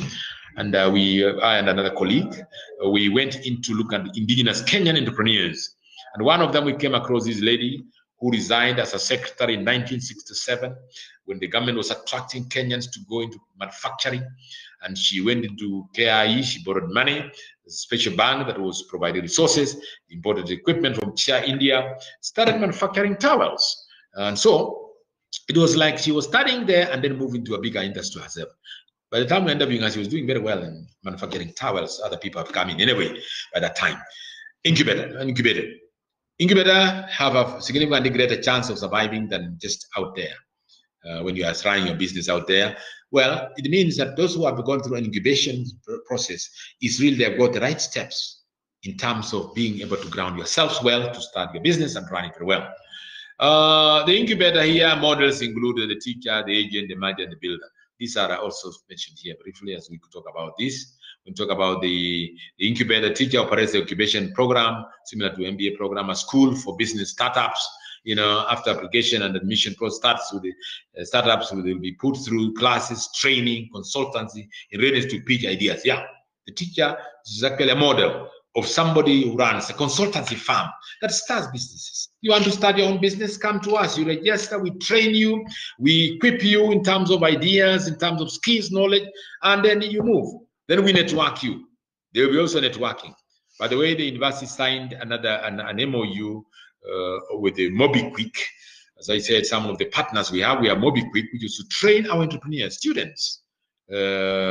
Train them on business planning, on starting your own business, and actually running you through internship and assisting you start your own business. So it's an incubator. We have it at the university. We're waiting for time when we can start this. We actually were just to launch it. We launched it in December last year, but we're just to begin the first training. But of course, with the COVID-19, we have just put it on a standstill for now. But we're saying nascent training entrepreneurs, students who are keen, they want to start their own business and run their own business, and they get somebody to hold their hand in terms of the nitty-gritty of what you need to start your business. Of course, you have done theory, but how do you run it? An incubator helps you do that because you go into somebody walking with you, walk the talk with you. Business plan, you prepare one you are going to use immediately. Identifying businesses, linking you with financial resources, the banks, so that you are able to start and run your business. And then they assist you to ensure that you start and run until you reach growth stage, startup growth stage. There will also be networking there. They also show you which people to work with, the financial institutions, the other businesses that can buy from you for business to business kind of enterprise. To succeed, they need to develop outstanding brand name and so on. That's again branding. Then, of course, under that, another model is the agent. Help startups to reach out for customers or investors in the different regions. Yeah. Agents or consultants, they will help you reach out. Also help large corporations to search for disruptive innovations. An agent is a viable business model because there are real needs for both startups and the corporates. Yeah, business agent. Besides servicing fee, agents often provide additional services such as market research, consultant service. Yeah, it's the same thing about incubation. Paying customers at the core of their business. Agents have a strong imperative in maintaining good linkages with the customers, and so they assist you to get the market and link up and so on. Business agents. They are incubators in a way. They're also incubation. seeing especially young business. Then the merchant. Top priority of the merchant is to sell on products or service to its customers. Merchant type of incubators are most willing to help startups whose success is better market their products and so on. They are usually incubators belonging to large companies. Yeah, the merchants. MobiQuick was in this line. They were linking entrepreneurs, who are graduates who have gone through a process to market to companies to market their products. If it's bamboo cement, for example, it has incubation period in that they will take in turns, assist them to identify, to understand the products, and also to reach the market, and then give you portions. So we'll be selling 1,000 tons a month, and you get your commission. So they run you through to the distributors and others and the consumers and assist you to know their product and help you actually market their product. They are agents. They help you do that. Sometimes the whole incubation program is supported by marketing and sales and budget and so forth. Then the other one, as I run quickly here because the notes will be available, the builder. The builder here is our creators of new ventures. Start outfit that builds companies using their own ideas and resources. Pull business ideas together. The team spend most of their time pushing the product into the market. You work with them to start a product. There are people doing this. Builders has a much higher success rate of starting a new company. Projects are driven by an internal team. So you are in a team working together, an internship in incubation. Incubation can be in a location, an office, or in the cloud. You can work together at different locations, but you are working on the same projects to ensure that it gets a market and runs. And then all along the incubators or the students or the learners learn from the practice and also resources that are available to move the next level. Economics of scale come in and so on and so forth. The builder, and then finally we come to the choosing an incubator. How do you choose an incubator? Many incubators have been pivotal in nourishing small businesses to the point where they can make their own on their own. Incubators assist you to start running your own. Somebody is doing this. Some group of companies takes on young people with great ideas and innovation and assists you in terms of supporting you until the time you take off. They mentor you. It's more or less an incubation. Yes, they mentor you, support you, train you. You come with your ideas. It's your ideas that are helping you to get them to the marketplace and giving you support for first 6 months or so. Start running. If you're manufacturing, they'll support you in terms of the initial costs and run with you to the end. Okay. Factors to include here is the incubator. Is it a true incubator? Is it a true incubator? Details of the incubator, length of operation in incubation, leadership who will provide the structure and so on, location of the incubation, where is it going, financing, is it reliable? All these are factors to consider when you're talking about an incubator. Right. We move towards the end of this class here shortly, and then advantages of incubator. The advantages are here: shared basic operation costs, consulting and consultancy, access to capital, legitimacy in the community, university or incubator concept, universality of the concept that is acceptable globally, comradeship for fellow entrepreneurs. So these are some of the advantages because you are actually assisted to start your business. Your ideas are shaped. There are people to support you, give you ideas. The practical part of it is very practical in that you are dealing with the industry directly. They can also give you access to capital. And then, of course, you're actually doing genuine business. These are some of the advantages, and you can read more of this. Very quickly, because the end. So, gentlemen, I want to pause there and say reflection question. Identify a company that has had rapid growth and determine the cause of this. Basically, that was what I was asking again. What company has success? This was, I call it the A, but really identify a company. The B one here is, which I'll be sending as a posting as a question for you to discuss. But identify a company that has rapid growth and determine the cause of this growth. What is the cause of this growth? And what are the challenges? The B actually is the challenges of this growth. Ladies and gentlemen, as we pause there, and to pause there, any comments, any further comments on this? Time, yes. Make sales and profits, yes. Why do businesses grow? The reason that achieve these goals, create under business, okay? The reason why businesses grow is because all that you have given, members, all that you have stated. But one thing stands out, and that is why the owner of the business, if it's an entrepreneur, Entrepreneurs are in business because of one thing. They want not only to make, to earn profits and so on, but to have that we call self-actualization. If an entrepreneur running a business, it's not because of the money. Profits are just by the way.